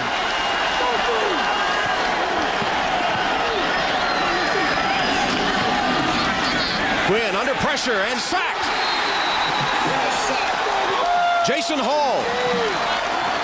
6th sack of the year for Jason Hall.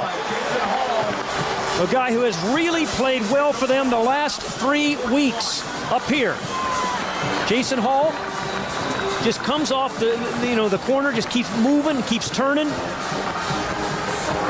And he had Samardzija open, and Brady Quinn knew it. He had Samardzija open for the first down. Another good defensive series by the Volunteers.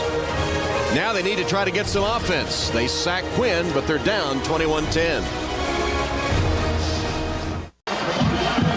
Philip Fulmer, under fire in some quarters by Tennessee fans, has his Vols right in this one. And as he said to us the other night, Pat, we built up some equity here, and why not? He is the winningest active coach by percentage with those that have a minimum of 10 years. Yeah, that's awfully good company here with that list. His 32nd year in the program as a player and as a coach. Won a national championship, a couple of SEC championships as well. Yeah, what a tough conference. If you're in the SEC, you have a tough game every week, A native of Winchester, Tennessee. Just wiped off the football as the rain is continuing to come down. Not in torrents, but steady. Foster, cut back. Got a block, and now gets to the sideline. Foster shoved out of bounds after he picked up the first down by Mike Richardson, but it's a gain of 26 yards as Foster reverses his field for the big game. Well, I don't know whether Arian Foster went over the grotto and lit a candle before the game. I doubt it, but this is a guy that was not supposed to play and has played magnificently. Just kind of bounces this thing outside, but then Ndukwe kind of forces him to reverse field. Remember, you see how he changed hands, so he has the ball to the outside for some security. And but for the saving push by Mike Richardson, he goes. So good speed and vision by Arian Foster. And over 100 yards rushing, 112 yards for Foster. His first start last week, 148 yards. Did have that fumble down by the goal line. Right.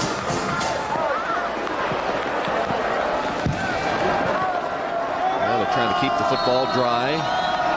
Umpire has the towel over it. Just the second player to rush for over 100 yards versus Notre Dame this season. The other was Reggie Bush, who put up 160.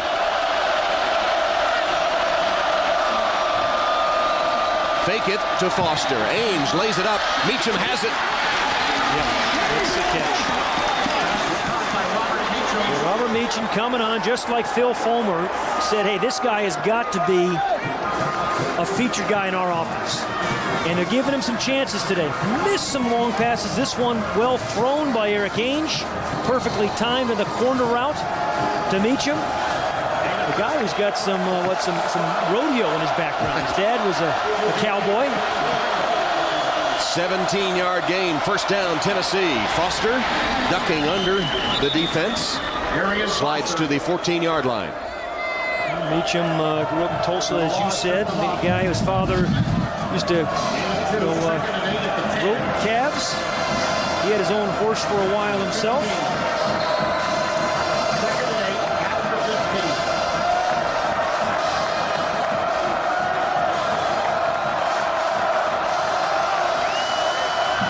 Second down and 8 for Tennessee. Tennessee's defense has really kept this team in the game. Play action fake and Ainge surveying the field, dodges the rustler. Now will slide down after a gain of a couple of yards. Nobody open downfield. Ainge tucked it under. Did manage to avoid a loss. Right, a judicious play by Eric Ainge. Don't force this thing down there. Don't try to do too much.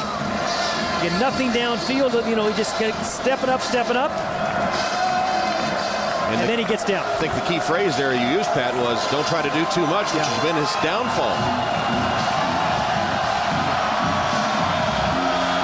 Third down.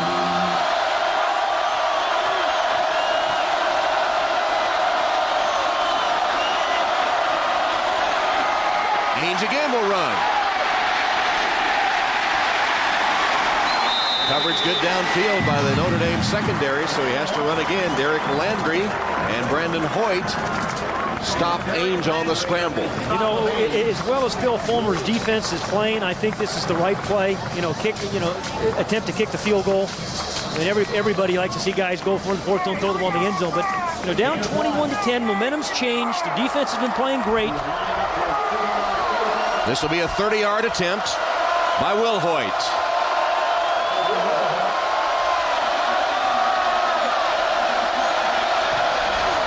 And no problem as he boots it through the raindrops right through the uprights. Tennessee's defense, as Pat said, keep him in it. They're within 8. Charlie Weiss and the Fighting Irish clinging to an 8-point lead over the Tennessee Volunteers. Today's game brought to you by Comcast. Well, this UT defense has been as advertised, don't you think, Tom? It looked like a long day for them, the first 2 possessions by Notre Dame. Since then, nothing. Charlie Weiss didn't think it was going to be easy, and he's got a ball game on his hands. Will Hoyt kicks off. And this is DJ Horde. Tripped up, falls forward to the 22-yard line. So Brady Quinn, who has shown such remarkable improvement this season. That's pretty good, wouldn't you say? 66% completion after going 54% last year. And, you know, throwing everything, to me, he's been so accurate on the long balls. You know, against BYU a couple weeks ago, is 5 of 6 on passes in the year, more than 20 yards. So he's throwing the short ones well, but I think even more importantly, the long ones. The long one really wasn't part of his arsenal in the previous 2 years. Down play, but it's been stifled with the Tennessee defense of late. Swing pass to Darius Walker for a loss. Harrelson got outside and got Inky Johnson, preventing them to get to the sideline, and the two combined to throw Darius Walker for a loss in the play. So, you know, just the way he kind of sees this, reads it, Harrelson right down the line.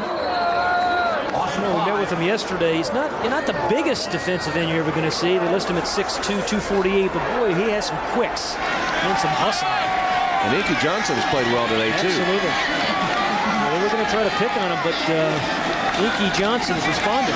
Second down and 14. Quinn's going down the sideline for Stovall.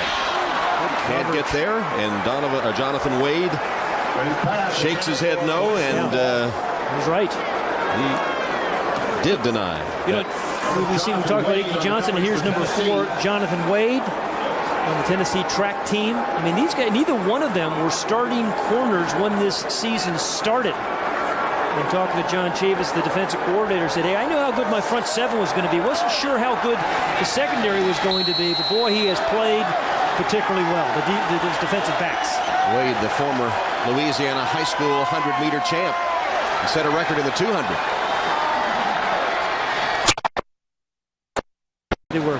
They could have been the top 10 team. Fitzpatrick Hefty has to come up to get it. Nearly fumbled it. Still on his feet.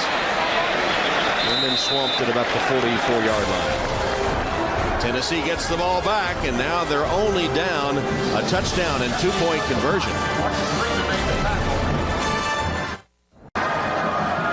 21-13 Notre Dame, but the last 7 possessions have been frustrating for Brady Quinn and the Notre Dame offense. I think they're frustrating anytime you play against this Tennessee defense. 34 plays, only 125 yards. Very uncharacteristic for a Charlie Weiss offense. Well, we said this would be the best defense Notre Dame had faced this season. That was not borne out the first 2 possessions, but every drive since. first down, and Ainge wants a big gainer and throws it over the head of Swain. It carries him out of bounds. That's one of the things that you've praised Brady Quinn for, is keeping the ball in play on the deep throws. Can't catch it otherwise, right? Right. And there you see the first down line marking 1st and 10. It's brought to you today by Xerox. You know, these receivers in college football today are just so doggone good and athletic.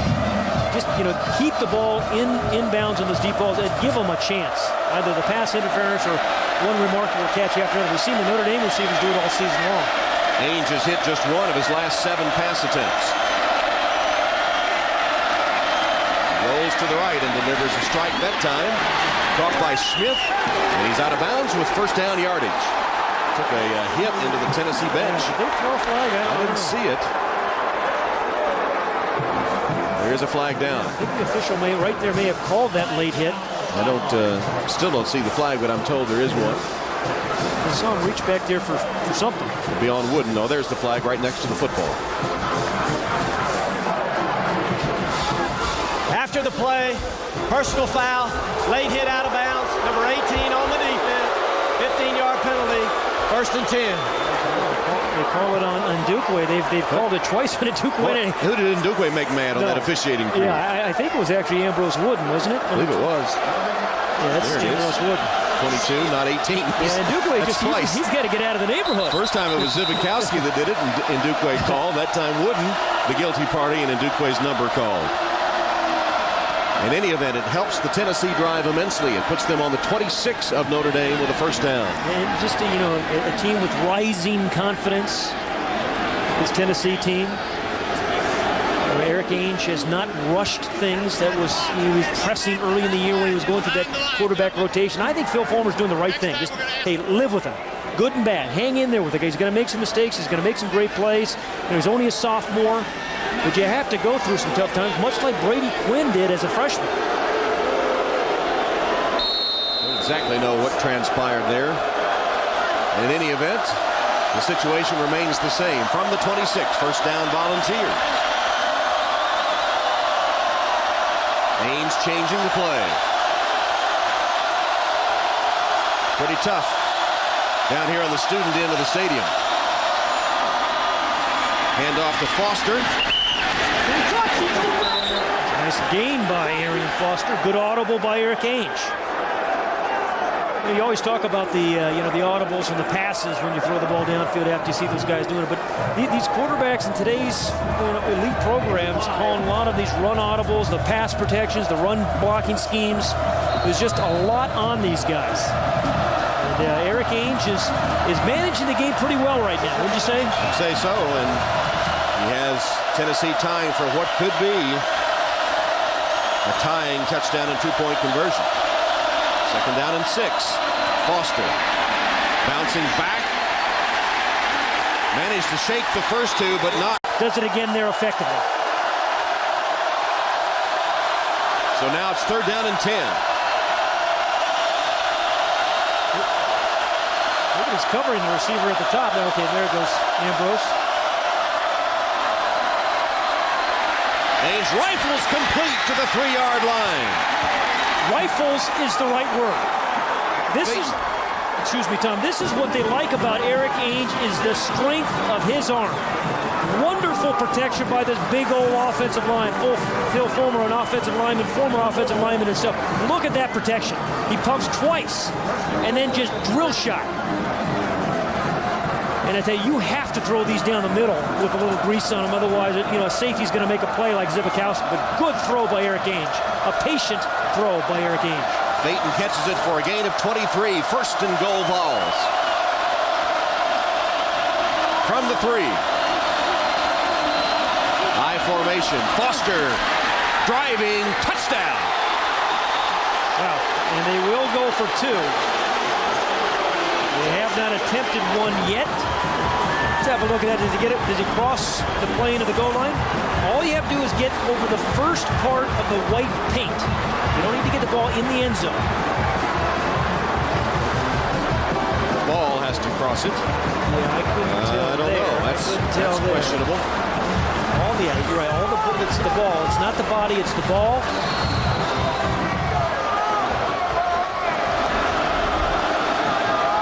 Michigan. They have not attempted a two-point play yet this year. Usually when they put it on the left hash, it usually means the quarterback rolls out to his right.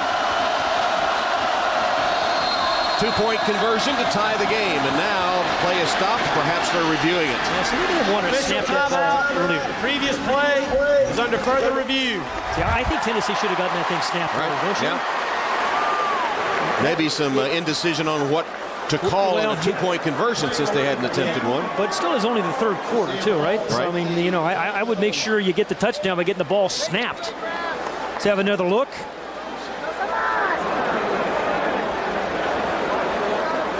It's just the ball. Because he has his back to you, it's hard to tell where the ball is.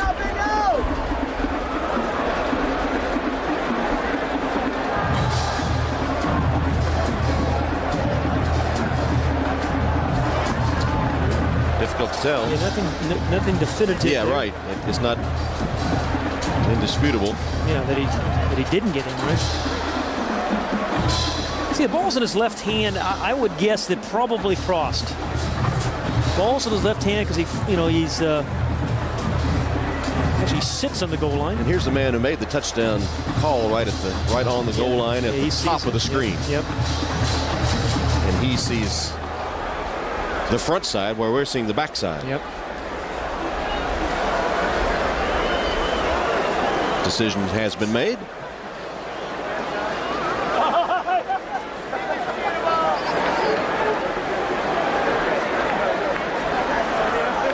After review, the play stands is called on the field. Touchdown. I think it's the right call again. Now, you know, in college football, you can ask to have the ball move to either hash. Tennessee, after touchdown, Tennessee has asked for the ball to move to the left hash.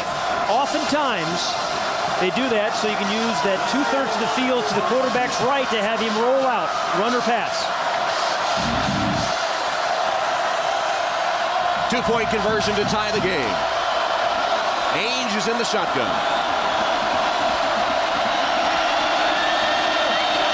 He does roll to the right and throws to the end zone for the two-point conversion to Smith. This Tennessee team has really come of age in this second half. Defense has played great all season, but the offensive team has really come alive. I think of some of the places in the SEC you have to go to play. You're not afraid of going to anybody's home and playing tough. Good target did Brett Smith make of himself. Found a seam and just made himself a target. Yeah, right? Just kind of settled right down in there, and good throw by Ainge, and very happy Eric Ainge, as he should be. Well, there hadn't been much joy on that ball sideline in recent weeks. And they're coming into Notre Dame Stadium to try to do what Notre Dame did to them last year down in Knoxville. Remember, Notre Dame's offense last year only scored 10 points against the ball defense. They had a defensive touchdown, and this year they've scored twice. And how big is Zibikowski's punt return for a touchdown at this moment?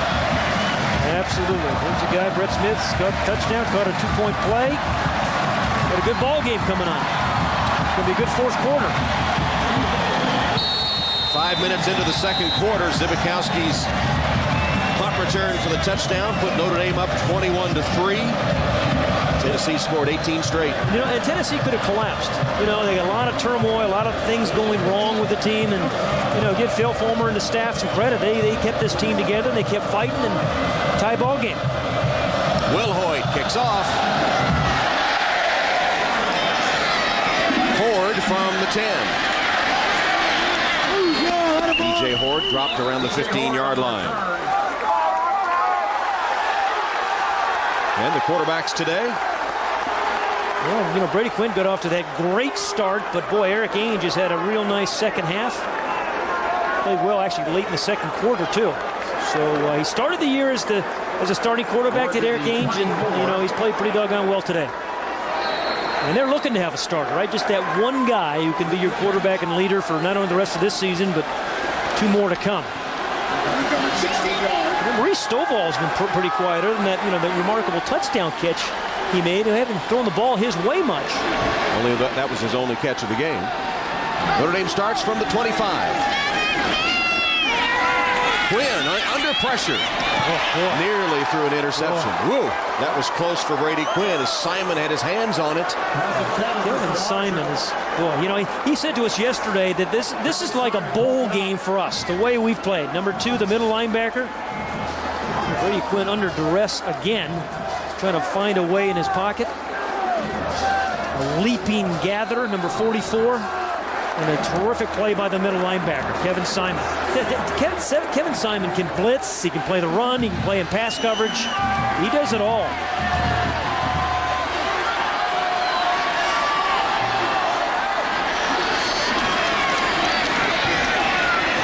Quinn throws it to nobody. Shelton stopped. And Quinn thought he was keep going. Did he slip? Let's go to Lewis. Well, Tom, as the Notre Dame offense continues to struggle, there was a passionate speech while they were on the bench a few moments ago given by Mike Haywood, the co-offensive coordinator and the running backs coach. He had his entire offense together, and he said it's up to each lineman to get their blocks. It's up to each receiver to run the right route. And he said it's up to Quinn to get the ball to the right receiver. He said we've been playing as individuals and not as a unit. We've got to get this offense on track. He looked right at Brady Quinn and said, you have to take over right now. Tom? They're down in 10. Quinn, crossing route, complete. Samardzija still on his feet to the 20-yard line and racing for the end zone. Stopped at the 2-yard line. Use the body, picks up a block by Stovall. Second big key block by Stovall on a long pass reception. And that catch made him the 6th Notre Dame player to have over 50 catches in a season. It was a big one. It gets them first and goal at the 2. Thomas tried to change direction, slapped down at the 5-yard line. That's tough sledding in there. I don't think you run it in against Tennessee. Not up the middle, at least. Watch the inside penetration and Mahalona. Inside, just kind of bury. Mahalona was the first guy there, then Morley.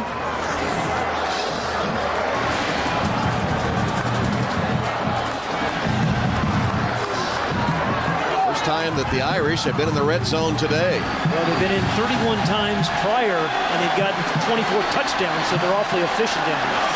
After the loss on the play, it's second and goal from the 5. Oh, no chance. Quinn hit. It's amazing he hung on to the ball. I don't know how he did. Sacked by Jason Mitchell. I tell you, that's a heck of a play by Brady Quinn just to be able to hang on to this ball. Jason Mitchell, number 35, in his face immediately. Watch number 35. Perfectly timed blitzed. Right up the middle, right behind the center. John Sullivan didn't even see him. I'm not even sure it was John Sullivan's guy, but good timed blitz by Jason Mitchell. And a 7-yard loss. Stops the clock with 2 seconds. On the defense in the neutral zone. Offside penalty. 92. Half the distance to the goal. Repeat second down. Justin Harrell offside. Cost them the big play.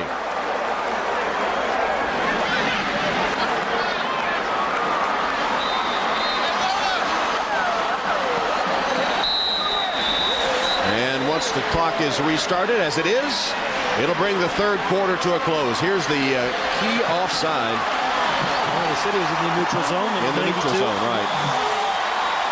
So the third quarter comes to a close. Second down and goal for the Irish when the fourth quarter starts. We'll be back to Notre Dame Stadium after this from your local station.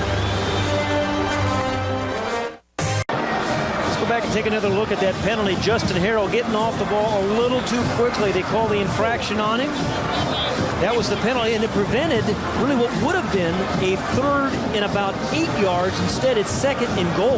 So a critical mistake by Justin Harrell, and gives the Irish a shot to take a lead. Today's game brought to you by Comcast. We start the fourth quarter with the Irish second and goal from the 2. Fake to Thomas. Quinn scrambles forward and makes it back to the line of scrimmage. The ball down. Ball may have come out.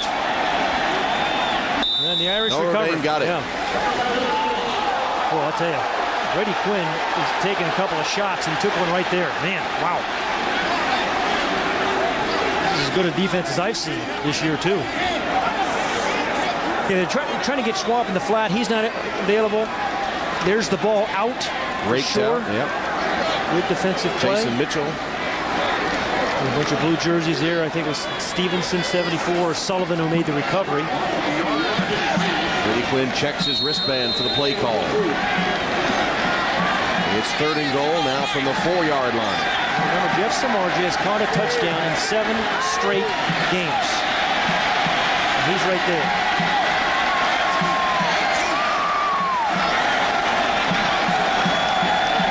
Blitz coming. Short drop. Samardzija has it. Has a block from Stovall for the touchdown.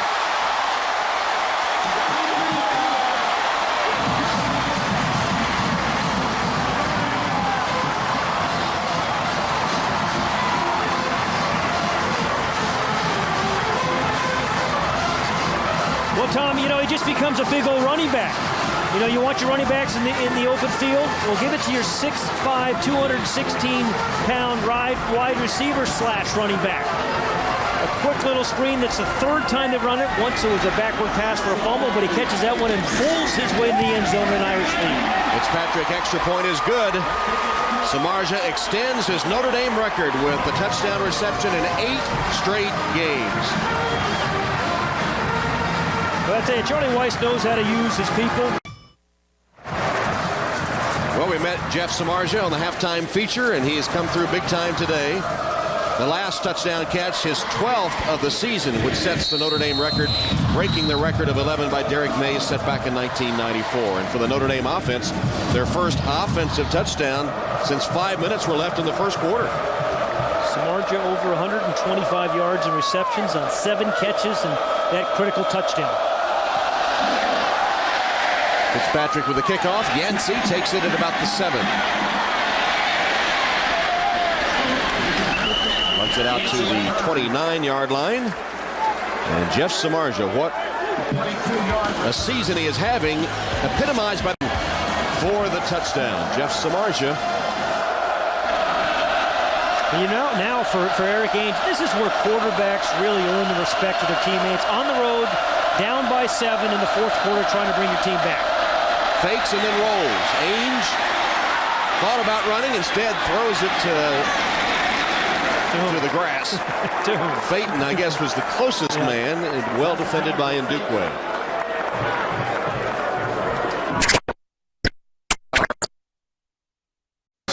And the receiver sees it, the defensive back can't, or he sees it too late, and you just go up and make that adjustment when it's in the air. The reason didn't have a lot, it was probably underthrown. There was somebody in the face of Eric Ainge. Corey Mays came on a blitz. They picked it up, giving him time to throw. Swain made the catch. At the Irish 49. Foster, the workhorse, grinds it out just short of the 40-yard line where he's knocked down by Zibikowski. Yeah, I've really been impressed with Arian Foster, the way he's been running it. You know, just he's been getting those tough yards inside from tackle to tackle when they needed them. But he bounced a few outside. Had a couple of long runs and, you know, way over 100 yards now. There's 123 yards in the day. Second down and 3. Here's Foster again. Zibikowski really got there in a hurry. Brandon Hoyt, Corey Mays.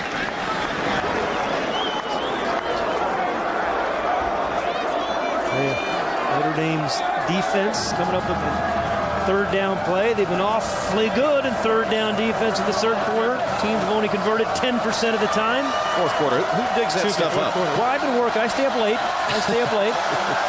So they've been a good 4th quarter, 3rd down defensive team. Well, they'll need one here. 3rd down, a yard. I suspect we might see Mr. Foster. You will. And Foster across that yellow line. Let's see where they mark it. The foot, though, looks short, where they're marking it short of the yellow line. Looks like it's where the ball is when his knee is down, but they'll back it up from where he had it on the ground, and they'll have to measure. Good block on the right side. Albert Toina, right tackle, 72. I don't think they got a very generous spot of the football, did they? Well, you see the yellow line now? Well, his knee's down there. Knees down. Yeah, I guess it was correct. That gave us a good angle of it. Tired of being wrong all the time? Obviously not. Still, it's a moot point. Indeed. Well, another good, tough, short yardage run by Arian Foster. Well, this is the best Tennessee's offense has looked in the last 4 games, huh? Last from about mid-second quarter on. Well, given a lift by their defense. Oh, yeah. First down, spot the ball. Notre Dame 39. Ames, first down pass. Pressure coming backside. He was able to get rid of it before it got there. Intended for his fullback, Corey Anderson. That was close to disaster for Ames as Brandon Hoyt was bearing down on him from the blind side. You got guys coming in here off the backside. Again, he just hurdled the block and barely got that ball off. But I thought Corey Anderson had a chance of catching it. Looked like, he's the fullback out of the backfield. He has 11 catches on the year, but good blitz by Brandon Hoyt.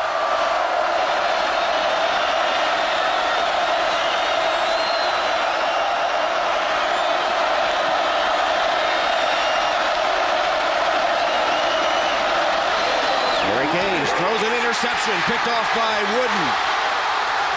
And a convoy down the sideline.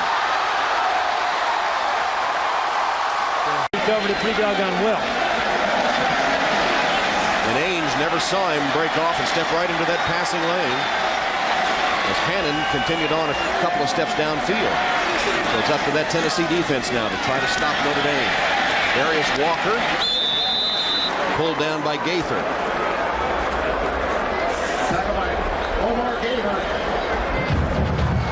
Eric Ainge, after throwing the interception, getting blasted around a couple times. Nothing worse. Nothing worse. The only worse reaction than that was Philip Fulmer's.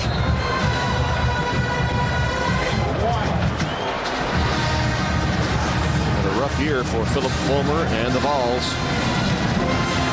Second interception for Wooden. Big play for the Irish defense.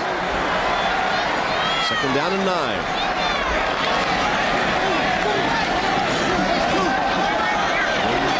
Changing things, got the snap away.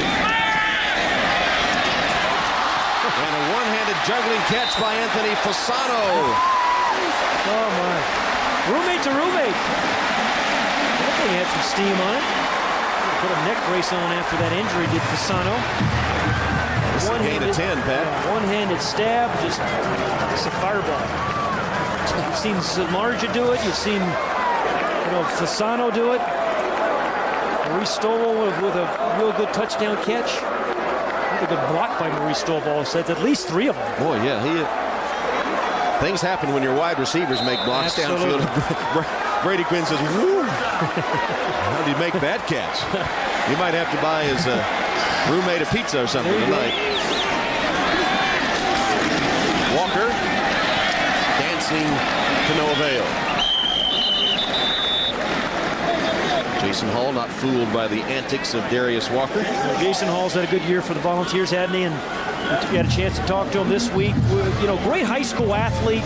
Did everything. Played lacrosse, played basketball, ran track. Actually ran the 100 meters just to kind of work on his speed. Well, the great Jim Brown was a lacrosse player as well as All-American football player at Syracuse, All-American in both sports, and he's watched Jim Brown play both football and lacrosse. Pretty good role model for the playing field. Rushing yards. Only 41 today for the Irish. UT is 5th in the country in rushing defense. Quinn chased, escapes, and slides down. Fans want a penalty, but I think he slid into the defender, knocking him off his feet. That's not a penalty. He is so strong, Brady Quinn. Our research team has really looked at every single play this year. He's avoided about 5 sacks per game. That's not a penalty. It's a good no call.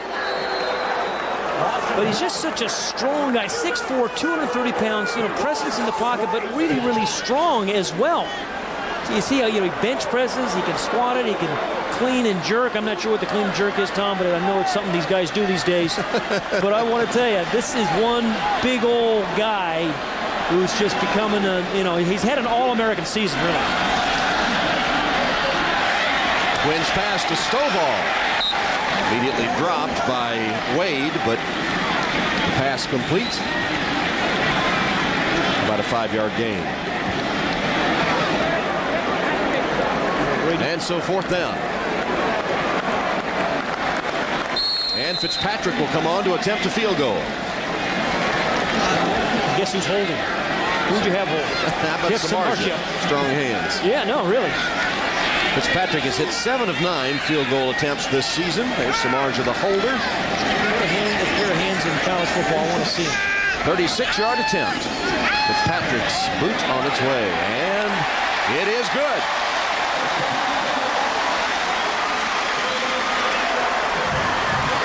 So Notre Dame turns the interception by Wooden into a field goal to extend their lead to 10.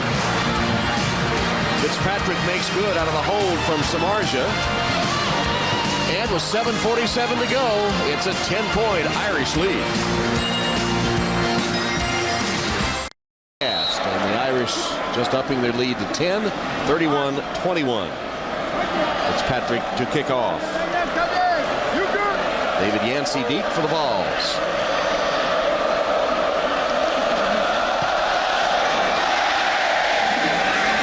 Yancey, a couple yards deep, will come out with it.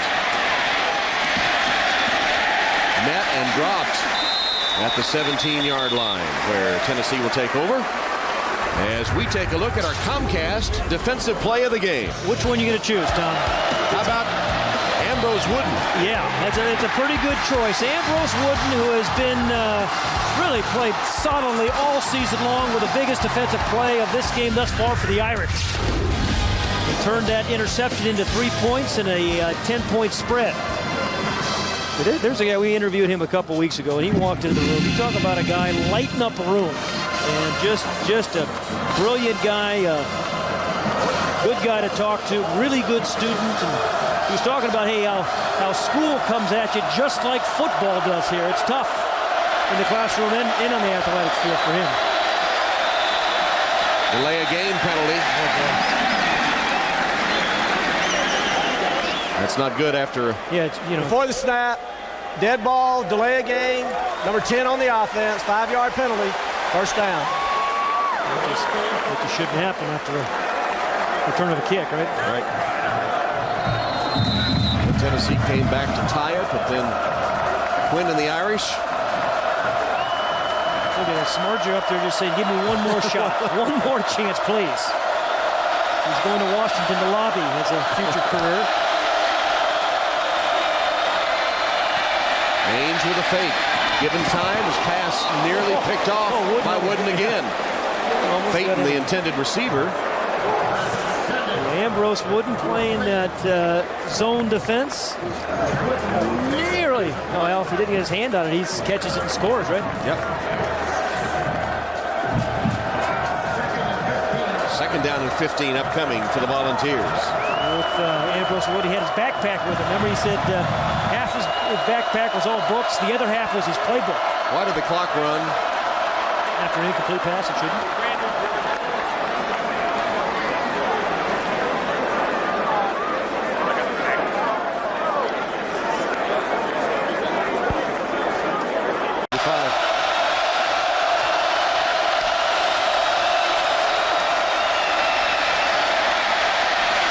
Ainge's pass.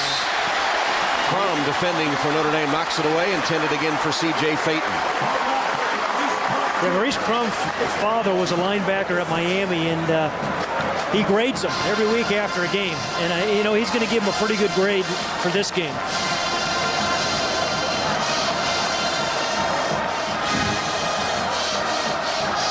His dad actually sits at home, or if he's here, with a pencil and pad and grades every play of Maurice Crum, his son. And he should know he was an All-American linebacker, as you said, at Miami. Third down, 15 for Tennessee. Irish showing blitz. They back out of the blitz, but Ainge is nearly threw an interception. Get the ball again, and this time in excellent field position. You got to punt the ball away to Tom Zbikowski. Colquitt at the back of his end zone.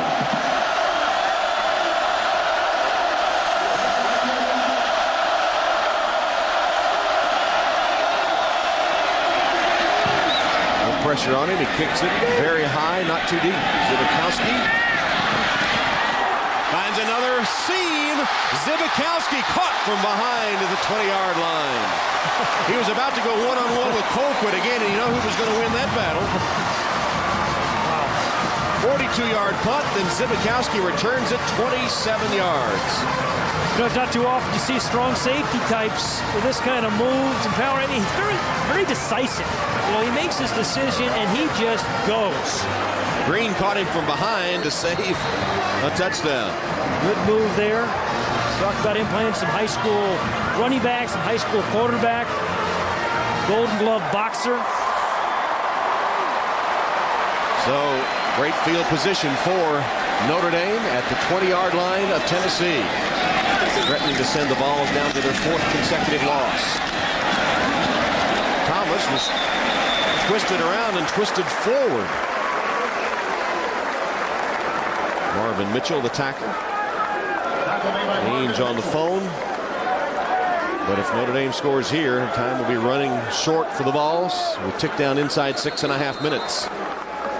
You know, we talked about Charlie Weis and all the different kinds of scenarios he thinks about, and not quite there yet, but they have what they call their 4-minute offense, kind of with a 10-point lead or something like this, where they really have 21 plays, separate plays, just for their last 4-minute offense protecting the lead.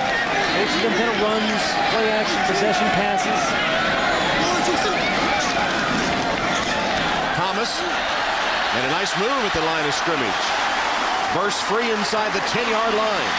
You know, while Darius Walker kind of lets things settle in before he gets going, Travis Thomas just takes off. Different style, different kind of runner. Charlie likes him for different reasons, but the one thing about Travis Thomas, he says, hey, he'll take it up in the hole and break some tackles, just as he did there. Darius Walker watching from the sideline. Thomas remains in the game. First down and goal from the Tennessee 8.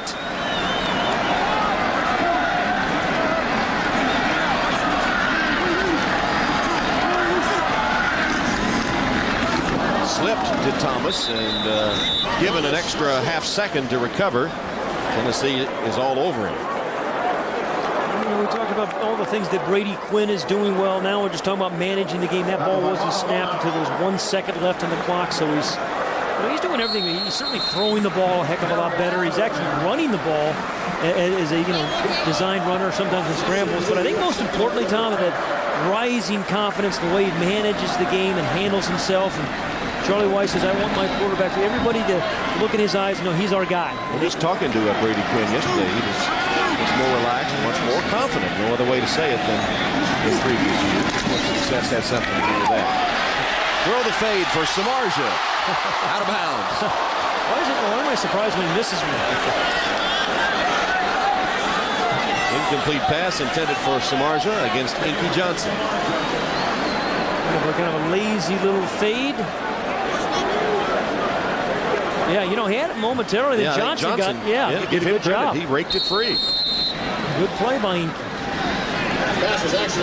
Charlie Weis was saying yesterday, you know, Inky Johnson is going to be player of the game for us or for them, and he's played pretty doggone well. Yeah, he knows how close he was. Brady Quinn knows how close he was to his 4th touchdown pass of the day.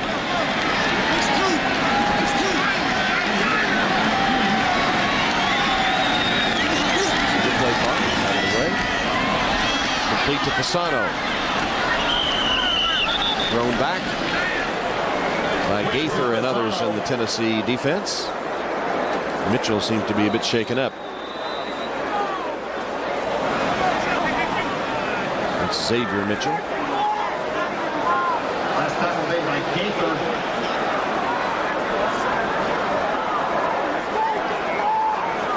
Xavier Mitchell now walking off the field. It's 4th and goal. Why wouldn't he kick the field goal? That seems to be some indecision here. Not on his part. if he's one thing, he's decisive. Charlie Weiss I'm talking about. Up by 10. He figured they're going to let the clock tick away and then call a timeout and attempt the field goal, looks like.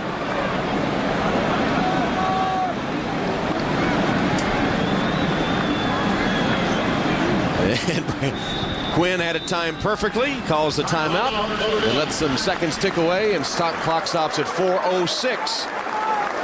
We'll take a break here, 4:06. Irish trying to add to the television event that has critics and viewers talking. You ain't seen nothing yet! The live West Wing, Sunday 8/7 Central on NBC. Tom Zbikowski, one of the stars for the Irish today. Punt return touchdown, interception return touchdown.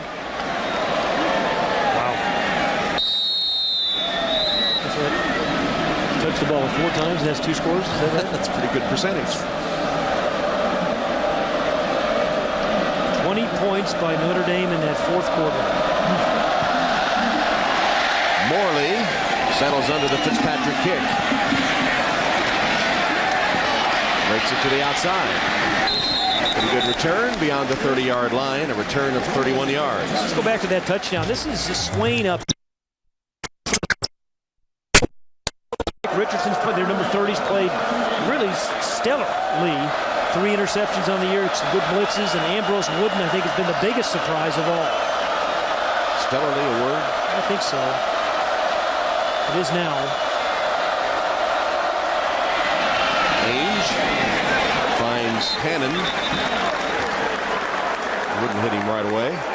We talk about Ndukwe, who's played so well. You know, he and Brady Quinn, high school teammates, and he was a receiver for Brady. Caught 150 passes for Brady Quinn in high school. And he says Brady now is just running around having fun, making plays like he did in high school. Doing exactly what we expected.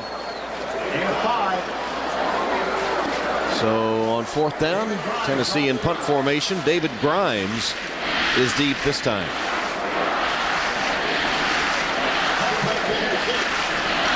8th punt of the day for Colquitt. Grimes will let it bounce.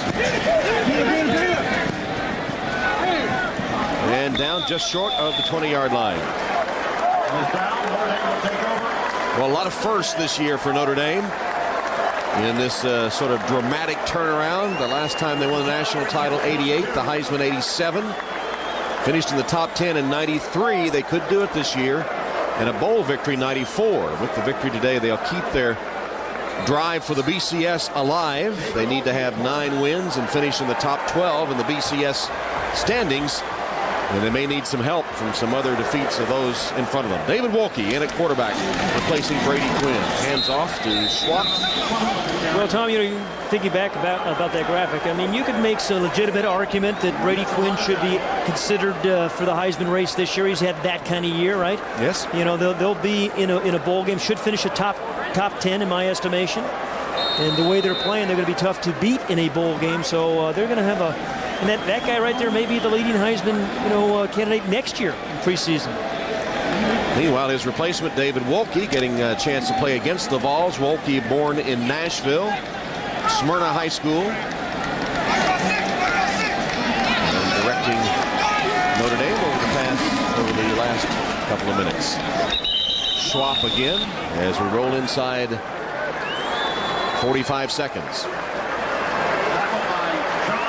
Notre Dame built a big lead. Tennessee behind Philip Fulmer, and that stout defense managed to tie the game, and then Notre Dame exploded to win it going away.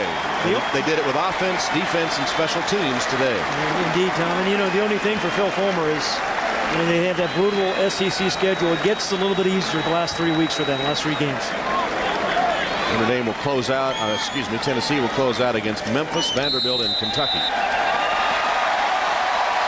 Wolke takes a knee. Brady Quinn will walk out to exchange greetings.